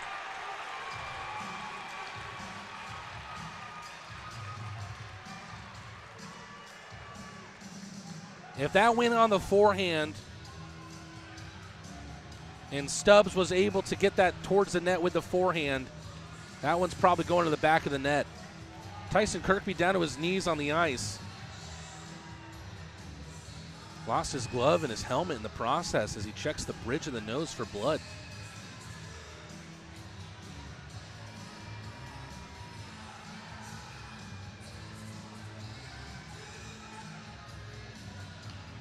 Kirkby not happy, pleading his case to the officials. We just saw Nicholas Swain leave the ice.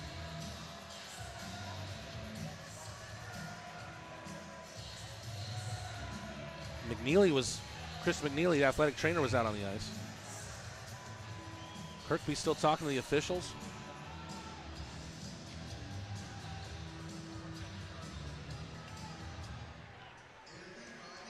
It's been a very interesting period, and it's coming to a rightfully interesting end here as well. Lavalier with a blocker save. The horn rings out. There was still some time left on the clock. But it looks like both benches are clearing out, so it looks like we are through with the action here in the second period. And there was a lot of action from an Athens fan perspective. First, Smith, a beautiful move as he moved in from the left side, was able to protect it backhand, went forehand at the right exact moment to be able to beat McAnanima up high. And then bang, bang, 2 goals from the Red Deer Rocket. Kason Galant converts on 2 centering passes, one from Malik Johnson to make it 2-0, and then another from Philip Virgili to make it 3. Looks like we might not be just done yet here, as groups from both teams are in discussion in the center of the Binghamton Black Bears offensive zone. Both groups are being ushered is Michael Greco. I had a chance to talk with Michael Greco, who has swiftly become a fan favorite here at the Tank.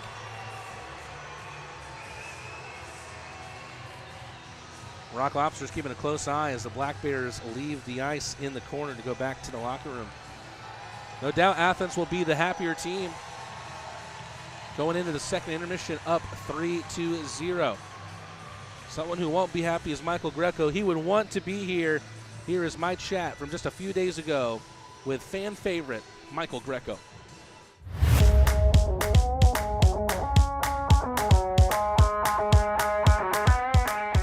Hey there, Crustacean Nation, and welcome back to Lobster Tales. It's our special segment where the fans in the stands or at home can learn more about the Lobsters on the ice.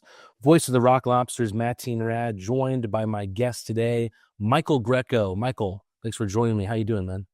I'm good. How are you, man? I'm doing great. This is one that I've been really excited about because I know how really quickly beloved you've become by the fans. You came into the team in late December, and I remember you made your Athens debut on your former home ice in Columbus against the River Dragons. What were your memories of coming in and was debuting against a team that you've played the most games for in your career? An interesting way to start out for the Rock Lobsters. It was pretty cool, honestly. The bus trip in was weird. Playing an away game in a home arena, like an old home arena. It was interesting. But I was excited, all the fans that I know from when I was there, and the coaches and the players. I have buddies on the team, obviously, and whatnot. So it was super cool to kind of see everyone again and see familiar faces. I chatted with some people after the games and stuff, but it was weird coming out the other side for sure. You've traded places quite a bit in your career, especially last year. So you know what it's like to come into a new environment. When coming into this Rock Lobsters team, what were the immediate... in Pensacola. So those guys knew me quite a bit, and I think they liked me. So word spread around the room pretty quickly that I'm an okay guy. It's not just the team that likes you. As I mentioned, you quickly became a fan favorite, really for the way that you play the game. And for those who may be unfamiliar or may be watching for the first time, what do you think it is about your game that draws the passion from those who watch you? I think that's it right there, passion. I play the game, the game of hockey with passion. I love this game. It's the only thing I kind of know since I was 3 years old. I've been playing hockey since I was 3. Every single year, every single summer, I'm on the ice, whether it's summer hockey, coaching, anything. That's just how I play. I love this game a lot. I play with my heart, I play with my heart on my sleeve. And I think people see that. I'm not afraid to get in people's faces. I play for my team, the guys that are wearing the same jersey as me, and I think people respect that. I think that's why. I genuinely think that's why. I think a part of it too is, you become known for the big hit. And I think you've become known for that in both Athens and around the league. You tend to leave your mark places. At what level of hockey did you start throwing the body around, and what inspired that quality in your play? Was there someone maybe you watched growing up, something like that? It's weird. I'm a defenseman, but my favorite player is Joe Thornton. A big forward who likes to pass the puck a lot. He's not afraid to muck it up a bit. I don't know. I was never the biggest kid growing up, so I kind of just took things after Joe Thornton, I was like, I want to play like him, but I don't have the size to be like him. So I want to be a little bit aggressive, nasty to play against. I like passing the puck, stuff like that. And my dad always told me too, growing up, like, you kind of have to be mean to play against. So you don't want to be fun to play against. Every time you're on the ice, you don't want to touch the puck. The puck doesn't want to be in your net. So if you're mean, guys aren't going to bring it in your net. Regarding being a fan favorite, you're coming off some time on the sidelines with an injury that you got from a block shot. I would see messages on the fan page that would say things like, oh, I saw, Greco in the concourse and he said hi to us, and, fans would be excited about it. Were you aware how much the fans loved you before you had the chance to interact with so many of them as much as you did during your injury? Not really. Like, I kind of stay off social media and stuff. I don't really read too much in regards to fans and whatnot. I don't know. I feel like it's a bad habit to get into because not everyone says nice things. So, I don't care about the nice things or the bad things. It's nice to hear, but I just try and avoid it all. And it was nice the last month. I've been off for about a month now with this ankle injury, and it's cool how much people care. A lot of different faces, a lot of different people, every single game, even the workers at the arena. Hey, how you doing? When are you coming back? So it seems like it's a tight community here, and it's cool to be a part of for sure. Fans know you for the big hits, but I think the league and the team know you for being one of the best and most prolific chirpers in the Fed right now. I've heard some great stories about your chirps, and unfortunately I can't repeat any of them here. But yeah. From the man himself, what do you think goes into the art of the chirp? You got to be quick with it. You can't sit on a response. I find this is my, tip to anyone that might be listening. There's no limits. If you're chirping someone, go right for the throat right away. Why not? Let's see if they have a response. Put it in their court, see if they can play some offense. And then usually guys don't. Usually guys don't know what to say. I kind of catch a lot of guys off guard with what I say because I'm not afraid to say a lot of things.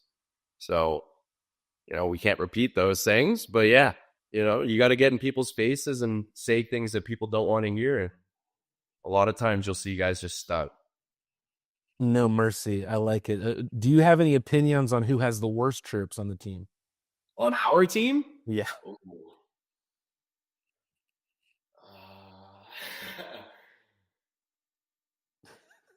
I want to say Danny just because he's Russian and, the English is kind of lost in translation. But English-speaking person, I got to give it to, like, Garce or Rosie. They're brutal. They're chucked at it. Something I've never done before, Michael. We're going to do a little bit of a blind ranking here. I've comprised 5 of the best hitters in NHL history, and I want you to rank them without knowing who's coming next. Make sense? Okay. So we're going to start with someone that Georgia hockey fans will know well, Dustin Byfuglien. Oh, man. That's a tough one not to put one. I've got some heavy hitters coming up, man, so just so you know. He's an easy 2 in my eyes, being that big, and he just manhandled guys when he played. And, he's a fisher now. So he just shows that hockey was a hobby for him. It wasn't a lifestyle. It was a hobby, and he made guys who played it as a lifestyle look embarrassing a lot. So he's a number 2 for me. I think that's a safe 2. Being from Ontario, up next to someone you'll know well, Dion Phaneuf. He's a 3. I'm going to put him at 3 because he's it's funny you say his name. I saw an article a couple days ago actually about his wife saying how everyone was afraid to play him, and I like that part. But I think Dustin Byfuglien's a little bit scarier, so I'm going to put Dion at number 3. The next guy would be my personal favorite on this list, and I've seen the Kronwalling compilations over and over again. Where would you rank Swede and Detroit Red Wing, Niklas Kronwall? He's got that famous wall hit, man, right at the blue line. I think it's a number 1. It's a staple in the NHL. He's not even in the game anymore. And when it happens, even in our league, like people say it, I think he might be a number 1. I think it's okay to put him at number 1. You might have to get back in your time machine for this next one, Greg. How familiar are you, and where would you rank the friendly ghost, Darius Kasparaitis? I think you've only got 4 and 5 left, right? I'm going to put him at 5. I'm going to put him at 5 because I think 4 might be a good one. I'm going to give you some hope here. Come on. Well, Michael, you've only got 1 spot left, so I guess we're going to have to rank Scott Stevens 4th. Now that we're done with the ranking, how do you like the... I would switch it around. He's at 3. Wow, I think a lot of people, would put Stevens consensus number 1, pound for pound. I think the reason why he's got my number 1 is because he played in the older style of hockey where it wasn't as fast or skilled, whereas the guys now, like Dustin Byfuglien was kind of in that in-between, but he played against the fast, skilled players that harder to hit guys. And same with Kronwall, like faster, skilled players, hard to hit, but they abuse them. So I don't know. Yeah, that's what I like the list. I like Kronwall at 1 because he may not have been the heaviest hitter, but his hits are the most fun to watch by far. Well, yeah, they're everywhere too. That's usually every Don Cherry highlight hit reel thing is there's at least 4 of the Kronwalls in there. Well, Greg, so that'll lead us right into our next segment. We've recently introduced a new segment where the fans can ask questions of their favorite players, and we're calling it Question a Crustacean. For those of you who want to be able to ask Michael and other Rock Lobsters questions, make sure you get into the Athens Rock Lobsters fan page on Facebook. Admin of that page, Niven McCrary, says, I'd love to hear about some of his fights. Do they happen naturally, or do he and his opponents plan to square off ahead of time? Is there one guy that he just loves to drop the gloves with? It's a good question. Like I was saying earlier, I play with my heart on my sleeve. I'm an emotional guy, and as you saw last game, I kind of just snap, the wires cross, and sometimes that happens. It doesn't happen often, but I'm a pretty calm guy, but I do square up with guys as well. I had one in the Fed my first year.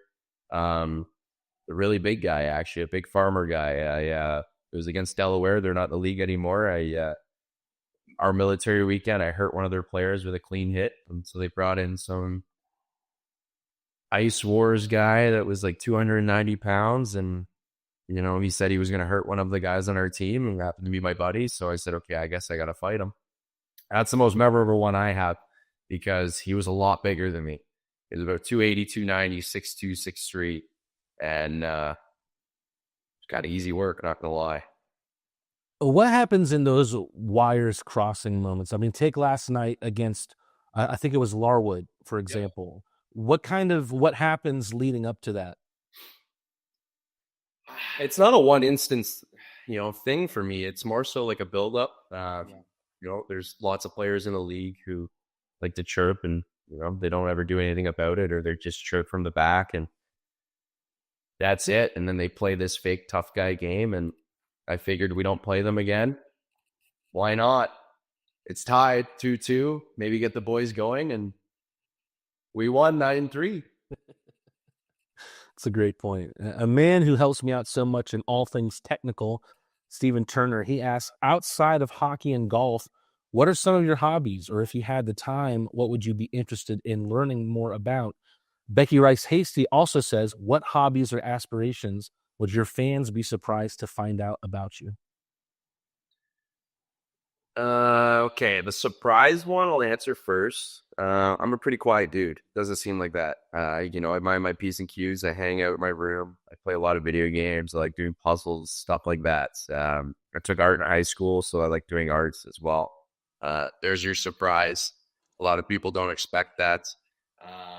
But outside of hockey, growing up, I was a lacrosse player as well. So during the summer, I tend to coach like youth box lacrosse. That's what I've been doing for the last 3 summers anyways. But I think I want to coach at some point in my life. I think once the game of hockey's done and I can't play it anymore, I have a lot of knowledge that I can give back to the youth that they would appreciate, and maybe it'd make me a good coach, maybe not. Some players don't make good coaches, but I do a pretty good job with lacrosse, so I think I do a pretty good job at hockey as well. That's right now, that's kind of what I'm gearing towards after hockey. We'll get into that a little bit more in just a second. Sarah Jane Bork-Young wants to know, what got you into hockey in the first place? I mean, it must have been pretty easy being an Ontario guy. Yeah, like you'd kind of think that being an Ontario kid, it's pretty easy. But my mom, she never played hockey. She was more of like a track athlete in high school and softball and slow pitch and stuff like that. And my dad played baseball and never played hockey. His parents were also like straight off the boat from Italy. So, no hockey background in my family whatsoever. It was more of a small town Aurelia thing. Aurelia is a small town. It's known for its hockey and lacrosse. And I'm assuming my dad just kind of heard about it because he grew up in Aurelia as well. Same with my mom. So they just threw me in it at the age of 3 and just took off. Just love it. Alicia Stanford asks, how are you and the team feeling about heading into the playoffs? I feel like we're not nervous. It's I feel like you can't get too far ahead of yourself when it comes to things like that. You got to take each game by each game. We still have the regular season to finish. We still want to finish in first place to give ourselves that little bit of an advantage. Obviously, everyone wants to finish in first. I think that's our goal right now. And then once playoffs hit, then that's kind of the reality check of like, okay, it's do or die mode. We talked about it after the game Sunday as well. It's do or die mode now. We have to start playing like that anyways. We have been playing like that. We got to show teams that you're not going to play against us and have an easy night. It's going to be difficult, and we're really excited to play bingo here. J. Eric Hasty wants me to ask you about your coaching plans. We saw you in the suit next to Coach Marty during your injury. You talked about it a little bit earlier about your aspirations to coach. What exactly are your post-playing plans to coach for you, Michael? I don't have like any set in stone plans. I actually retired. I quit hockey during COVID. I had a really bad concussion that kind of just veered me towards coaching. So I coached 1 year of U16 hockey in Aurelia. and we were, I think, 52-1-2 or something. And we were supposed to win, but COVID canceled the championship. So I have a fake COVID ring from coaching. I wouldn't mind adding more to my collection as a coaching standpoint, but I think in Canada, especially where I'm from, coaching isn't a huge thing. There's not a lot of growth in Canada for coaching, so I think I would like to stay in the States and try and coach, a AAA program somewhere and build my resume that way and, get some more connections and whatnot. But still focused on playing right now. Just want to win a championship. Never won anything. So as a player, I want to do that first. Well, you've already won as a coach, and hopefully since it happened during COVID, nobody calls it a Mickey Mouse ring like they do with LeBron. But anyway, Lindsay Carr states, I know the guys like to golf. I want to know who's the best golfer in the group, and do they feel that golfing helps them with hockey in any way? I think golfing's a nice break from hockey. You get to spend 3-4 hours with your, 3 buddies at a course. You just chit chat. Golf's a stressful game, but it's a relaxing one too. You get to just hit a ball and enjoy some nice weather, chat with your buddies. Maybe have a cup of pops. Who knows? It's a wonderful game, and it's nice. It's a nice break. There's a lot of other things too that we do that's is a nice break from hockey. But the best player on our team, best golfer, I gotta go with. I would say Pix. It'd be Pix and Dom, I think, are our top 2. Maybe. Hate to cut off our interview with Michael Greco short. Once again, you can catch the rest of that here on the Athens Rock Lobster Network, our official YouTube page. We'll pause briefly for station identification. WGAU and W254 CJ Athens, 98.7 FM and AM 1340 WGAU. Well, that was a second frame to remember for the Rock Lobsters, who scored 3 goals, 1 from Avery Smith and 2 from Kason Galant. However, the Rock Lobsters have to remember that this game has not been won yet. And to compound onto that pressure, Carter Shinkarik was called for an unsportsmanlike conduct at the end of that second period. I think he came out of the tunnel very, very surprised that was the case, but he will indeed sit in the sin bin to start this third period. So golden opportunity for the Black Bears to get right back into this thing at the start of the third period. That would really start the boulder moving down the hill from them if they're able to do so here on this Leslie Jones Law penalty kill for the Rock Lobsters. They are repeat offenders tonight. If you get caught in the sin bin, make sure you call Leslie Jones Law. Offside here against the Binghamton Black Bears, just 13 seconds into this third period. We'll see just how decisive of a third period it is. It's the Binghamton Black Bears who have the shot on goal advantage, 30-21. This is a Black Bear team who has won 46 games this year, 41 in regulation. Good face-off win there from Milan. Drew it back to Colatarsi, sends it right at McAnanama. McAnanama in behind for Bond. Bond out to the right side for Stubbs. Stubbs over the line, toe drag into the end boards past Oja. Milan makes a great read on that far side, then takes it away. Milan lost it, courtesy of Gavin Yates.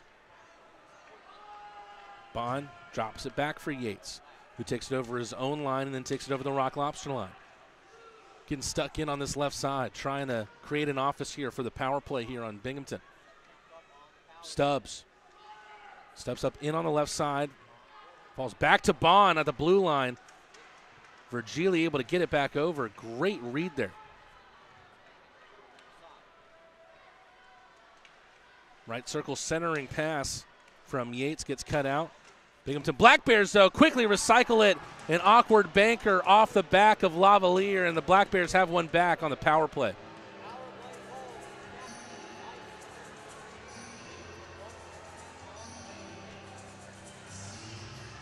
Guess who? It's Tyson Kirkby, his 34th of the year. Also puts him on 87 points.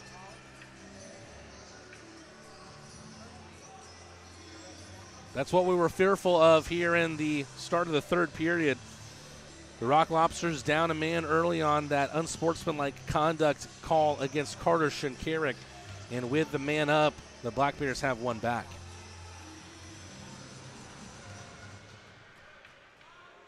Now it's a 3-1 game here. It was going to be difficult to shut out the Black Bears. It has not happened against Binghamton this year. Great centering pass. Sirota in towards Lavalier was Christopher Mott. He gets eased off the puck, though. But things not looking any easier here, right to the right of Lavalier. It's Milan here, barking at Christopher Mott.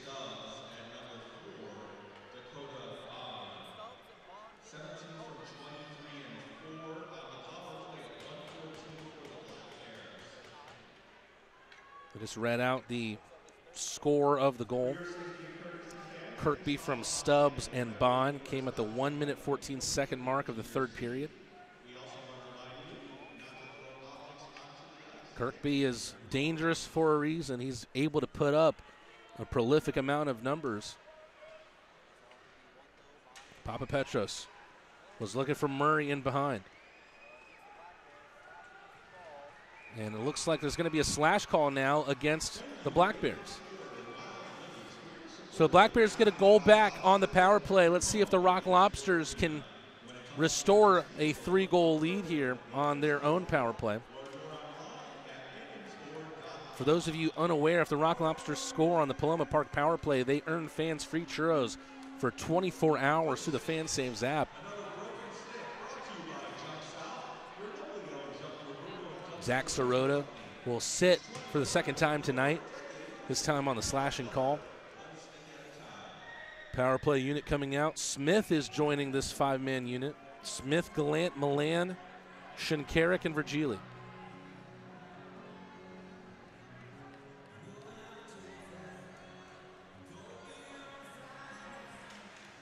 Milan against Kirkby on the draw. The latter wins it.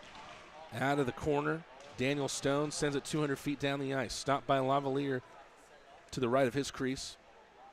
Shinkarik in behind. Shinkarik takes it from behind his net. Tries to cut the ice with a pass. It's right at McAnama. McAnama will send it out himself.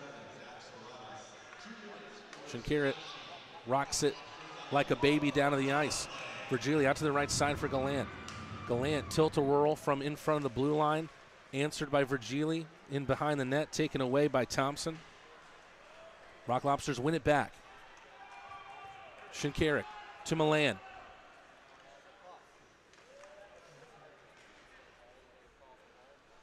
Shot came in from Papa Petros. Falls back down after the deflection. Back to Shinkarik. Papa Petros left circle, centering pass. Avery Smith. Virgili tries to put it in between his legs. Papa Petros can't push it in. Puck is still loose out in front. Finally, it's helped in between the legs of McAnama by Tyson Kirkby. Great effort there from the Rock Lobsters to try and keep batting at that puck as it was loose in the crease of McAnama.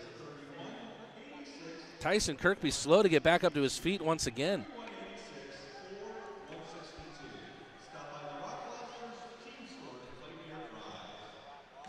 A little more than 2.5 minutes gone in this third period, and a little less than a minute left on this power play.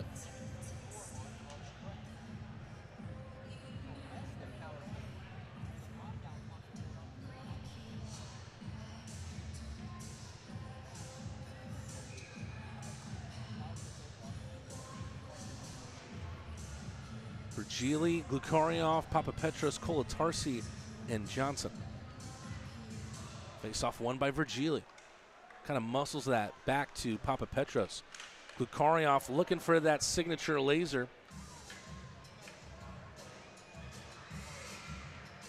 Ricochets off a stick and into the netting. Rock Lobsters up by 2, 3-1 here. A 3-0 cushion was cut early on by a power play goal scored by Tyson Kirkby, who has the second most points in the FPHL division. Weber loses his helmet, has to go back to the bench. He gets replaced by Dale Dion. Rock Lobsters haven't looked comfortable on the power play today. Lukarioff trying to make a change to that. Drops it back for Papa Petros. Papa Petros getting to right in front of the slot. Sends a shot. Not sure if it ever reached McAnanima. Papa Petros up the right to Kolatarsi. Took a tip before it reached Milan. Johnson centering pass. Kolatarsi out in front. Can't backhand it out of the midair. Past McAnanima. But a great effort there from the Rock Lobsters nevertheless. Papa Petros gets taken down, looks for the call, is not going to get it.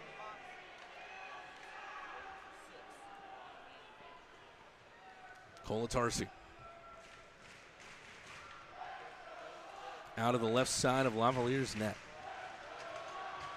Kolatarsi backhands it through the skates of Picard. That's going to be an icing against the Rock Lobsters.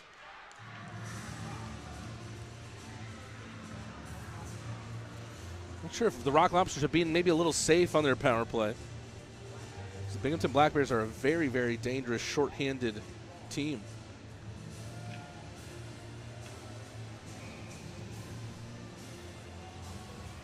After the icing, the Black Bears will have an offensive zone faceoff, won by Kirkby, right side of the circle. Takes it around the net. Thompson. Back to the blue line. Dakota Bond. Shot hard off the inboards. Recollected by Thompson. Kolatarsi gets in between Thompson and the puck. We're going to have a whistle as it's lost in the side netting.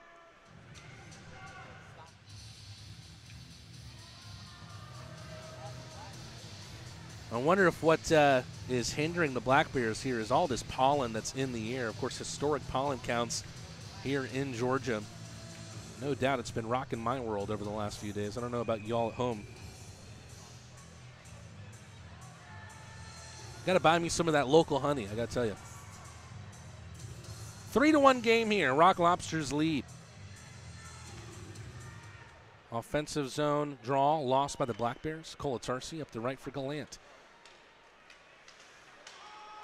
Tip in on Galant.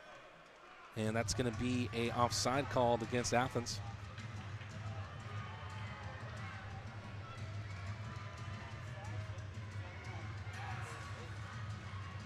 Joust for the puck will happen right out in front of the Binghamton bench. A line here of Smith, Stafora, and Picard. Smith wins it down to a knee. Stafora gets taken down, no call. Pokes it ahead toward the inboards. Picard taken into the glass by Bond. Taken away by Thompson. The Rock Lobster forecheck hasn't stayed as busy as it was in the first and second. Specifically that second, that's the reason they were able to score those 3 goals. Daniel Stone. A little less than 5 minutes gone in this third period. We'll see just how decisive of a third it is for either team. Kirkby, a beautiful move into the slot. Ushered down to the ice by Shinkarik. Couple batted in rebounds. Lavalier stops both of them. Has to recollect his goalie stick. Picard with a heavy touch. Sent right back in by Weber. CJ Stubbs in the near corner. Knotted up here with Shinkarik.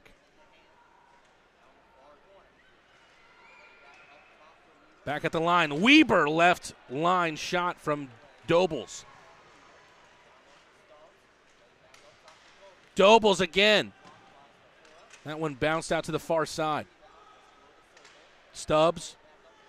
Stafora on Stubbs here. Stubbs with a wraparound attempt on the backhand. Lavalier took a collision from a Black Bear and a Rock Lobster. Smith tries another beautiful move. He gets impeded by Dobles, who got rocked down to the ice by Smith for his efforts. Murray has it taken away from him. Centering feed there from Tosto. No one there to answer it. Nice vertical there from Stefan, who batted it down for himself, but Malik Johnson puts it off the boards of his own bench, ahead for Galant, taken away by Anderson, sent back in by Binghamton. Zach Papapetros playing keep away in his own zone, but it's won back here by the Black Bears. Big hit in the corner. Murray on Tosto. Poked ahead by the Rock Lobsters, but they can't clear their ice. Good step up there on the right side. Sent high up into the air. Malik Johnson never gave up on it. Great break there from Johnson, but Malik the Marvel forced the pad save out of McAnanima. Virgili now has another save on McAnanima forced. Johnson trying to lay the body there on Tosto. Looking more like the Rock Lobster team we saw in the second period here in the third. But on the other side, with great centering pass there from Kyle Steffen. That seems to be a lot of what the Black Bears try here. They get in good positions, and they try to feed to the other post to see if they can get a touch in past the goaltender. In this situation, it's William Lavalier. It's Western Wednesday night here at Akins Ford Arena, and this could be you enjoying Western Wednesday.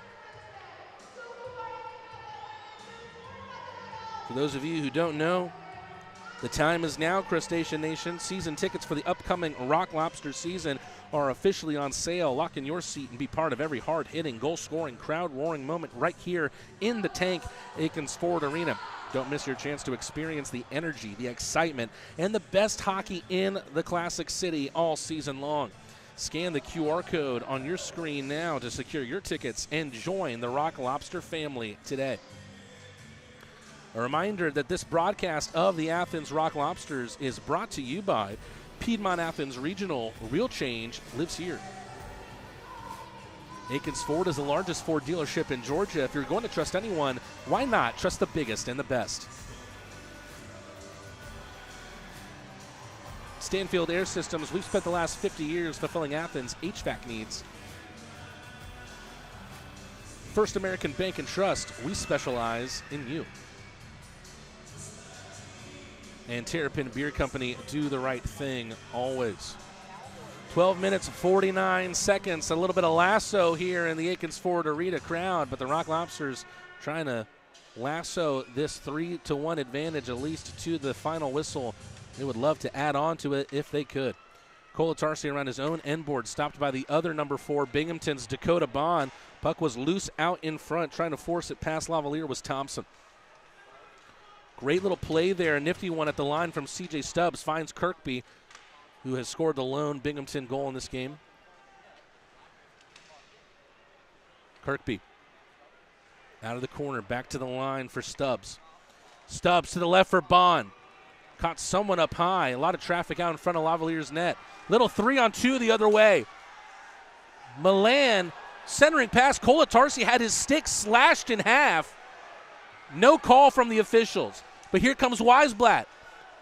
Nice little move as he tried to go top shelf from the tight angle. C.J. Stubbs had no idea where Weisblatt was.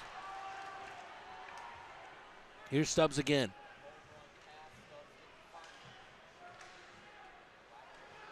Kukarioff loses the stick, but Avery Smith is free up the left side. Smith into the slot, doing it all himself. Hard off the pads of McAnanima in behind. Whistled back off the end boards, picked up by Staffer on the near side. 4 players tied up here between the two teams.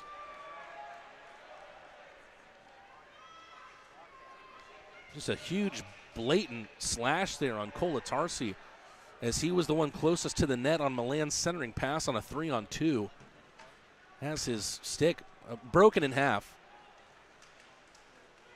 Little poke in on the skates there.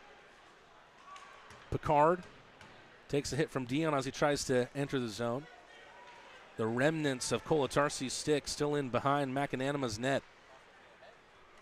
Touched in behind Picard. Sirota on the right side. Tries to test Lavalier. But you got to get in a better area than that. Lavalier having one of his best performances as a Rock Lobster this season. He's someone who just keeps getting better the more games he's played for Athens. And head coach Steve Martinson told us that that was going to be the case. He's someone that Martinson thought didn't get enough time in either Columbus or Monroe. 12 games played by Lavalier this year, and he's been a good omen. 11 wins and only 1 overtime loss.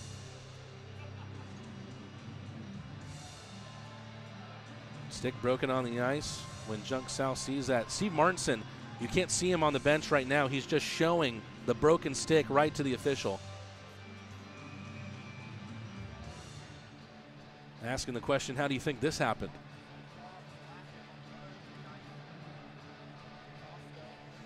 Tosto against Virgili. Face off to the right here of Lavalier.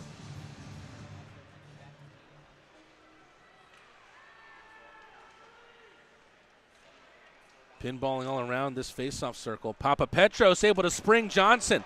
2-on-1 developing. McAnanima preparing himself. Johnson to Galant on the hat trick, and he scores!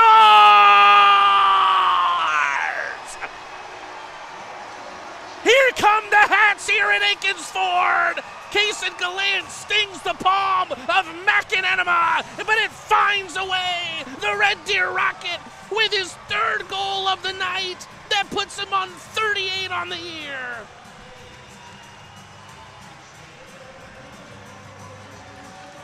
It's Malik Johnson again, who's in the perfect position to enter the Binghamton zone. Very unselfishly squares it for Galant. He knows he's on the hat trick, and Crustacean Nation rains the hats here down onto the ice.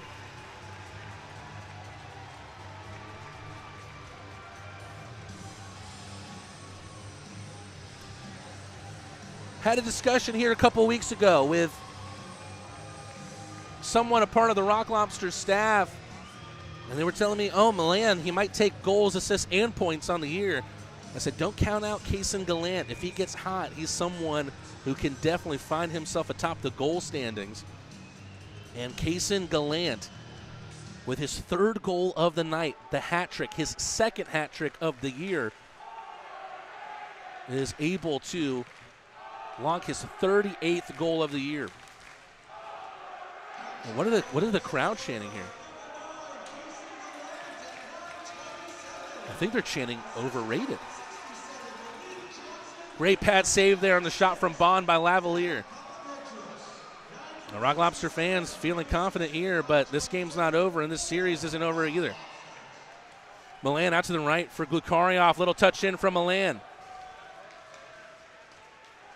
Smith pokes it back toward Milan.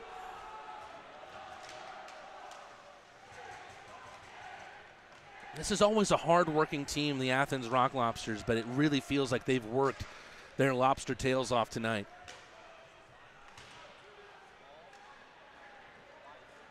Taken away here, Cameron Clark. Really nice defensive play there from Oja. Ahead for Glukarioff, off the glass and in. Weisblatt will chase. All the way back for Robertson. Picard fresh out on the ice, but Robertson into the corner. Weisblatt comes away with it, finds Picard. Trying to sweep it into the inboards. Picard through the crease. Weisblatt drops it for Robertson. That one about 500 miles per minute. Weber to the left for Anderson. Poked ahead by Mott. Now in their own zone, the Black Bears through Weber. Get into the neutral ice. Nicholas Swain has a bounce pass. Not benefit him. Stafora through the skates of a Black Bear. Picard looking for a tip from Weisblatt out in front. Weisblatt.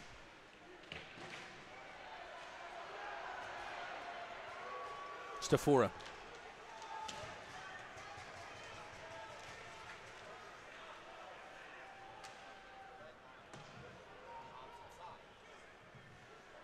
Murray stops at his own blue line on the left side. Kason Galant backhands it in.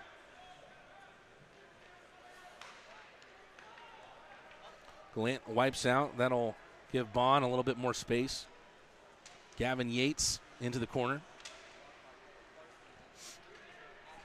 Virgili. Galant ahead of him. Virgili, nice little move at the line. Trickles back for Galant, but not in the offensive zone, rather in the neutral ice. Virgili. Over on the right side. Finds Johnson ahead of him. Johnson lost an edge with his skates and takes a tumble into the end boards. He would have been in a great position to score otherwise. Stone. Over the head of Lavalier, hard off the glass. Kirkby tries a tight angle shot. Gets saved easily by Lavalier. The Black Bears started the third with a goal, but the Rock Lobsters have one back of their own, and it's Kason Galant who scores his second hat trick of the year. He's the first Rock Lobster to ever do so. We'll be back after this commercial break. UGA football player Amarius Mims suffered a serious injury. The quality care from the Piedmont team changed his life. As a football player, my body is everything to me. When I got injured, I was worried about my future in the game. But you and your team's expertise, care, and support reassured me from the start. I've been able to recover because of the quality care I received at Piedmont, and I am back playing at my full potential on the field. I can't thank you enough for what you've done for me, my family, and my future. Your help means the world to me, and I'll always be grateful for your part in keeping my dreams alive. How you doing? Well, I didn't know you were going to be here. Yes, sir. I'm so proud of you. So happy for you. It gives me joy to see you out there on the field doing your thing. You look good. Appreciate you. It's a good-looking ankle. I'm trying to tell you. Kason Galant with his second hat trick of the year. His first came on a road trip to Monroe. Was the fastest hat trick, that one, at around 6 minutes. But he's got an important one here against the leading team of the Empire Division. Face-off won by Smith. Murray out of the far corner, surrounded by two Black Bears, taken away initially by Kirkby. Smith right in behind the Black Bears captain. Kirkby tries to center up, can't find a teammate. Instead, he'll whistle in all the way around back to Anderson, right side of the blue line. Hard banker, trying to get creative there, pops up into the midair and batted out with the hand of Troy Murray. Papa Petros got there ahead of Kirkby, takes it away, over the trap, around his net, finds Smith on the right side. Smith has had a lot of speed in his skates tonight. Tried to make a move there on Anderson, dumps it in for Virgili to chase. Lackluster passing there from the Black Bears as they are trying to find any kind of fluidity out of their own zone.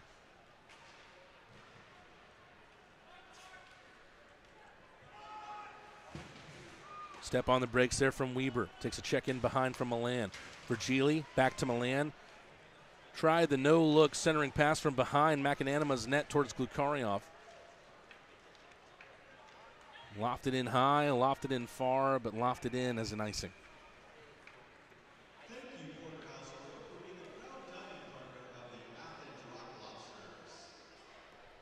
Rock Lobsters lead 4-1.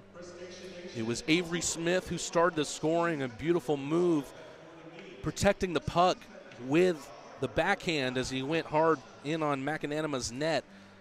Went back to the forehand at the exact right time to find the top shelf past one of the FPHL's very best goaltenders.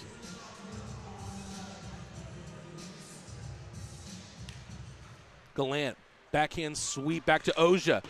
Skipped like a stone to the right of McAnanima. One-timed by Garcia on the far side. He'll stop it at the line, but not before it trickles out. Milan has to go back on the neutral ice and re-up. In the meantime, Jesse Anderson through his zone finds Mott on the right side. Philip Virgili in a sword fight there with Sirota.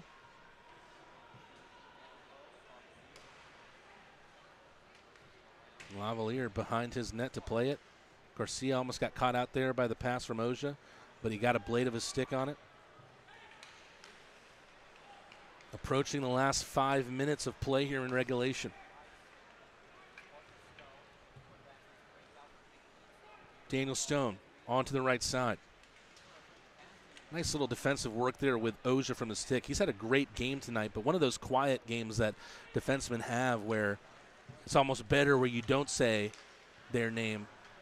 Oja with a great stay-at-home performance in this one. Glukarioff wins it back. Left circle shot, wide to the left.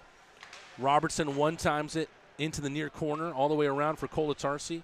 Keeps it in. Stafora pokes it for Glukarioff. Glukarioff wins it back in an advantageous area. Stafora wins it back off Bond. That puck just would not settle for Stafora to try and trouble McAnanima. Glukarioff, open ice hit on Bond.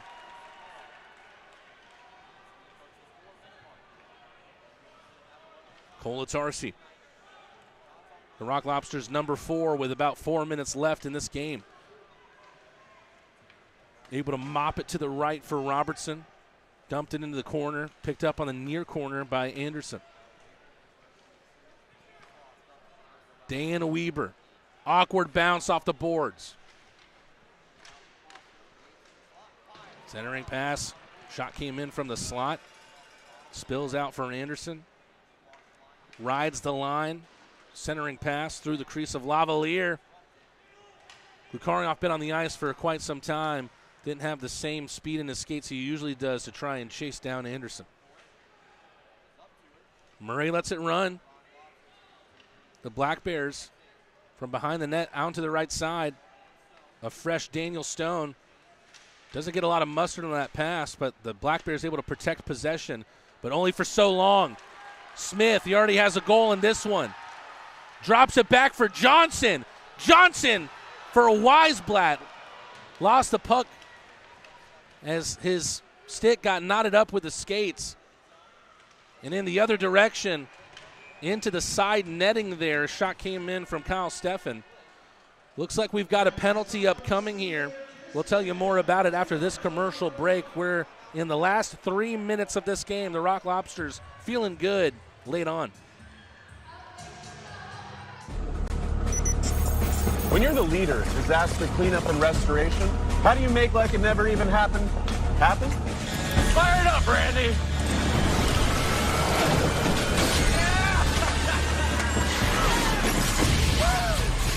By being prepared for anything!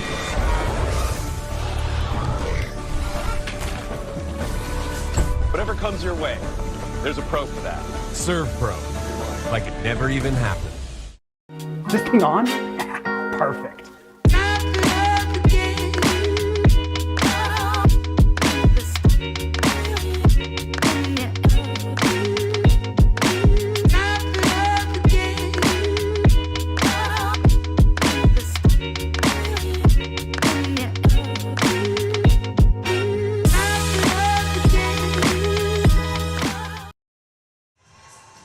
Toward the end of Kiss Cam here, brought to you by Sea Bear Oyster Bar. Couple of crustaceans kissing gently there. 2 minutes and 51 seconds left in this one, and Malik Johnson will sit for 2 minutes. The Binghamton Black Bears with a chance to bring their deficit to just 2 goals. Of course, hockey will not be done here for the week. These two teams will face off once again tomorrow night at 7:05 p.m. Little Thursday night hockey for you.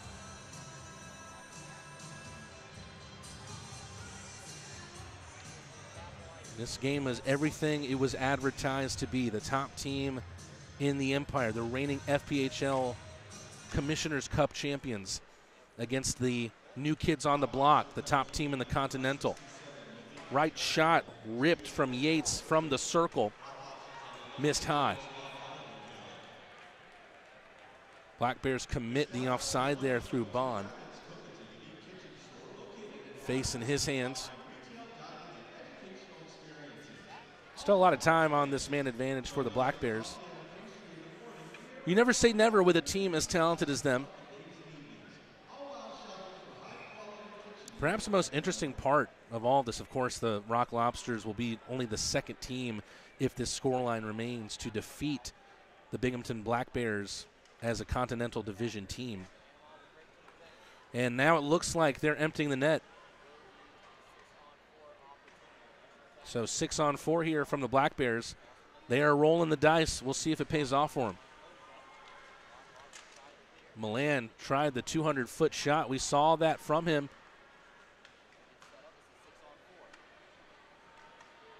in the last weekend against the Zydeco. Bond, right circle. Kirkby gets blocked out by Oja.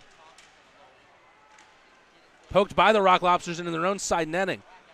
Turnaround shot came in from Steffen, loose out in front, and the Black Bears score.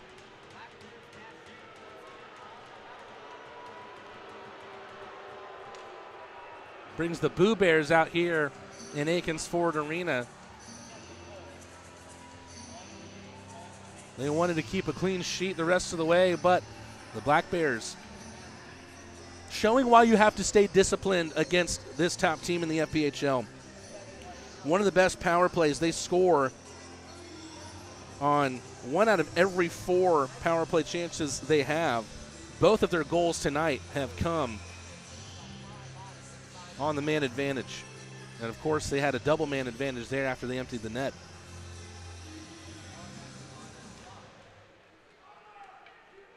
Stone, right side of his line. Big hit came in there from Murray on Sirota. Things might get interesting late here.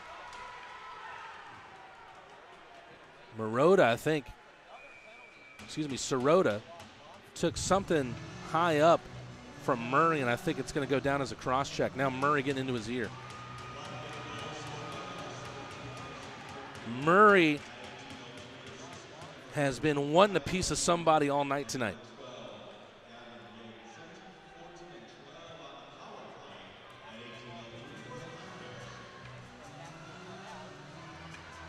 The Rock Lobsters have to be careful here, as they've given the Black Bears another power play late on.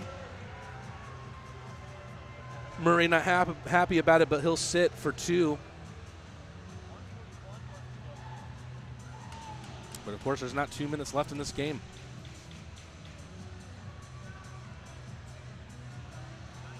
Net will stay empty here for Binghamton.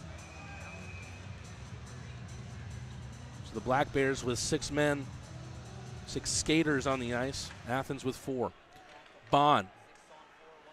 Little whiff there from Yates. Rock Lobsters get it out. Was heading towards McAnanima's empty net, but not enough mustard on it to take it the whole way. Taken away by Milan at center ice. Saved by the skates of Bond on his own blue line. That would have been the dagger here. Instead, the Black Bears have a slight light at the end of the tunnel. Trying to funnel it in on Lavalier, but it's just wide. Milan getting dirty in the far corner. 1 minute of regulation left. The Rock Lobsters trying to hold on here, but the Black Bears have yet another back. Austin Thompson makes it 4-3, and the Rock Lobsters holding on with all their might as they try to prevent the best team in the FPHL through points earned from coming back. Immediately, though, the officials have come in toward the center of the ring to have a conversation with the off-ice official. And I think it's just to talk about how much time will be left on the clock. 56 seconds will be left in this game for the Black Bears to tie this game up at 4.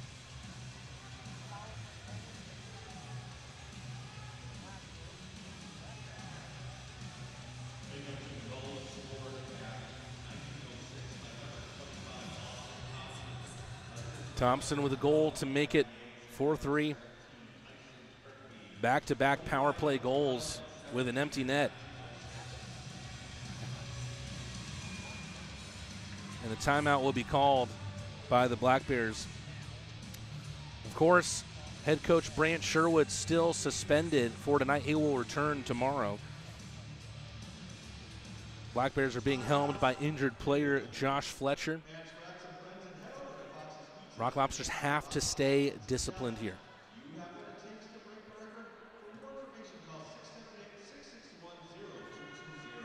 .56 seconds left on the clock. The Black Bears with 42 shots on goal compared to the Rock Lobsters 30.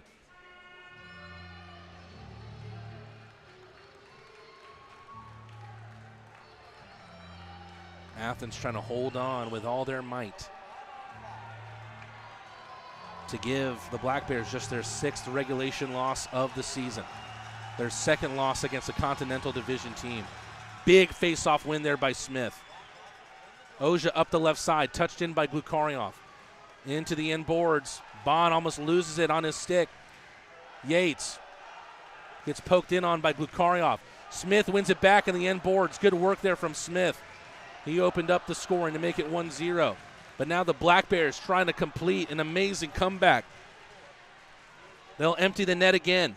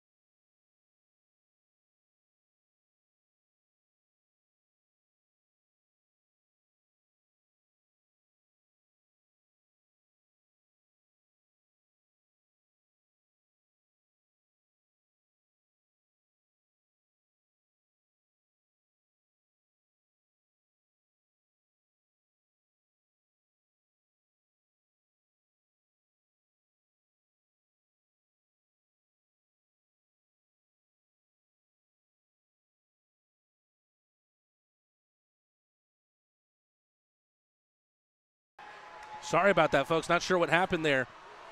But 4 seconds left. The Rock Lobsters are able to do enough to secure a victory. But the shot came in late on Lavalier. Both teams coming together right in front of Lavalier's net at the end. The Black Bears will move the other way. They definitely made things very, very interesting late on in this one. The Rock Lobsters scored in droves early on. They were able to strike first, and they were able to strike 33 seconds apart. Avery Smith opened it, protecting the puck with his backhand before moving to the forehand at the right perfect time to find the top shelf against Connor McAnanima. 33 seconds left. Kaysen Galant would score his first, a hat trick for him on the night as he converted on centering passes from his teammates. Malik Johnson with 2 and Philip Virgili with 1. But in between Galant's 2nd and 3rd, at the early portion of the 3rd period on the power play, Tyson Kirkby was able to score and get one back to make it 1-3. Galant would complete his hat trick to make it 4-1. Kirkby again on the power play as the Binghamton Black Bears emptied the net with 2 minutes left. Got one back and got another back to make it 4-3. 2 power play goals with empty nets laid on to make it a 4-3 game. But the Rock Lobsters are able to hold on and win this game 4-3. A big clause up in the chat, a big clause up here at Akins Ford Arena as the Rock Lobsters become just the 2nd Continental Division team to defeat the Binghamton Black Bears this season. It's only the 6th loss Binghamton has taken on the campaign this year in regulation, 7th overall. And also that snaps Binghamton's 7-game winning streak.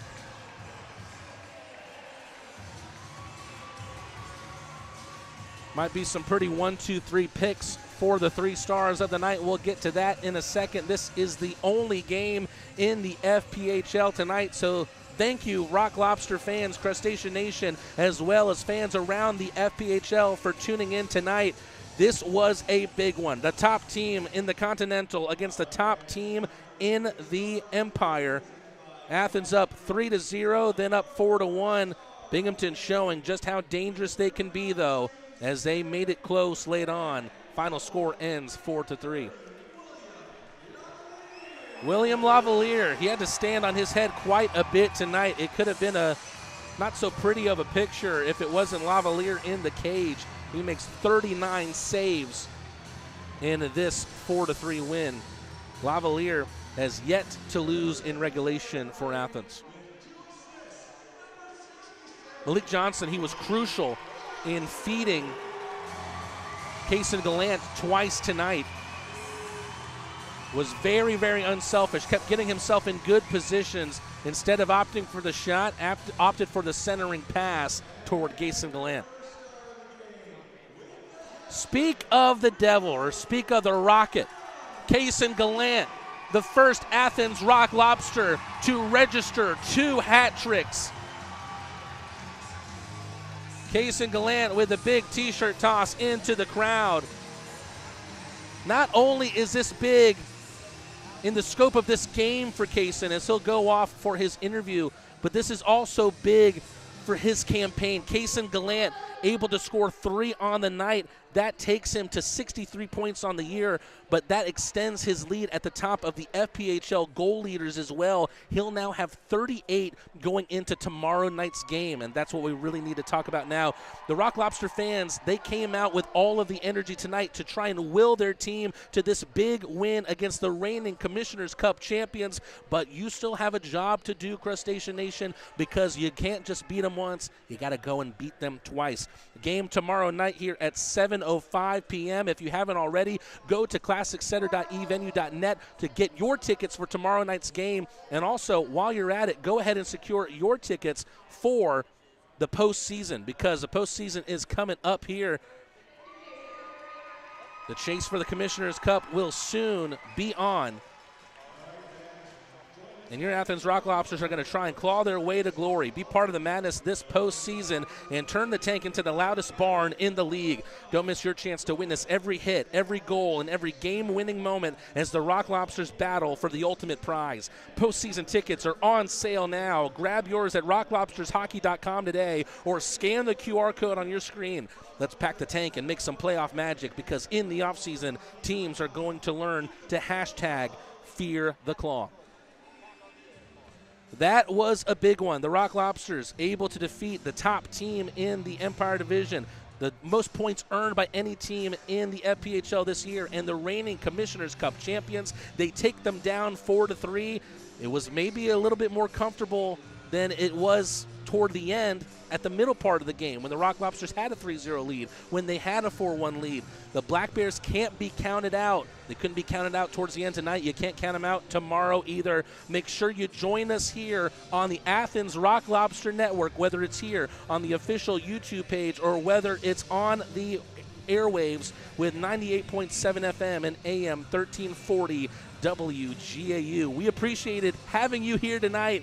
A big Rock Lobster win. They defeat the Binghamton Black Bears 4-3. They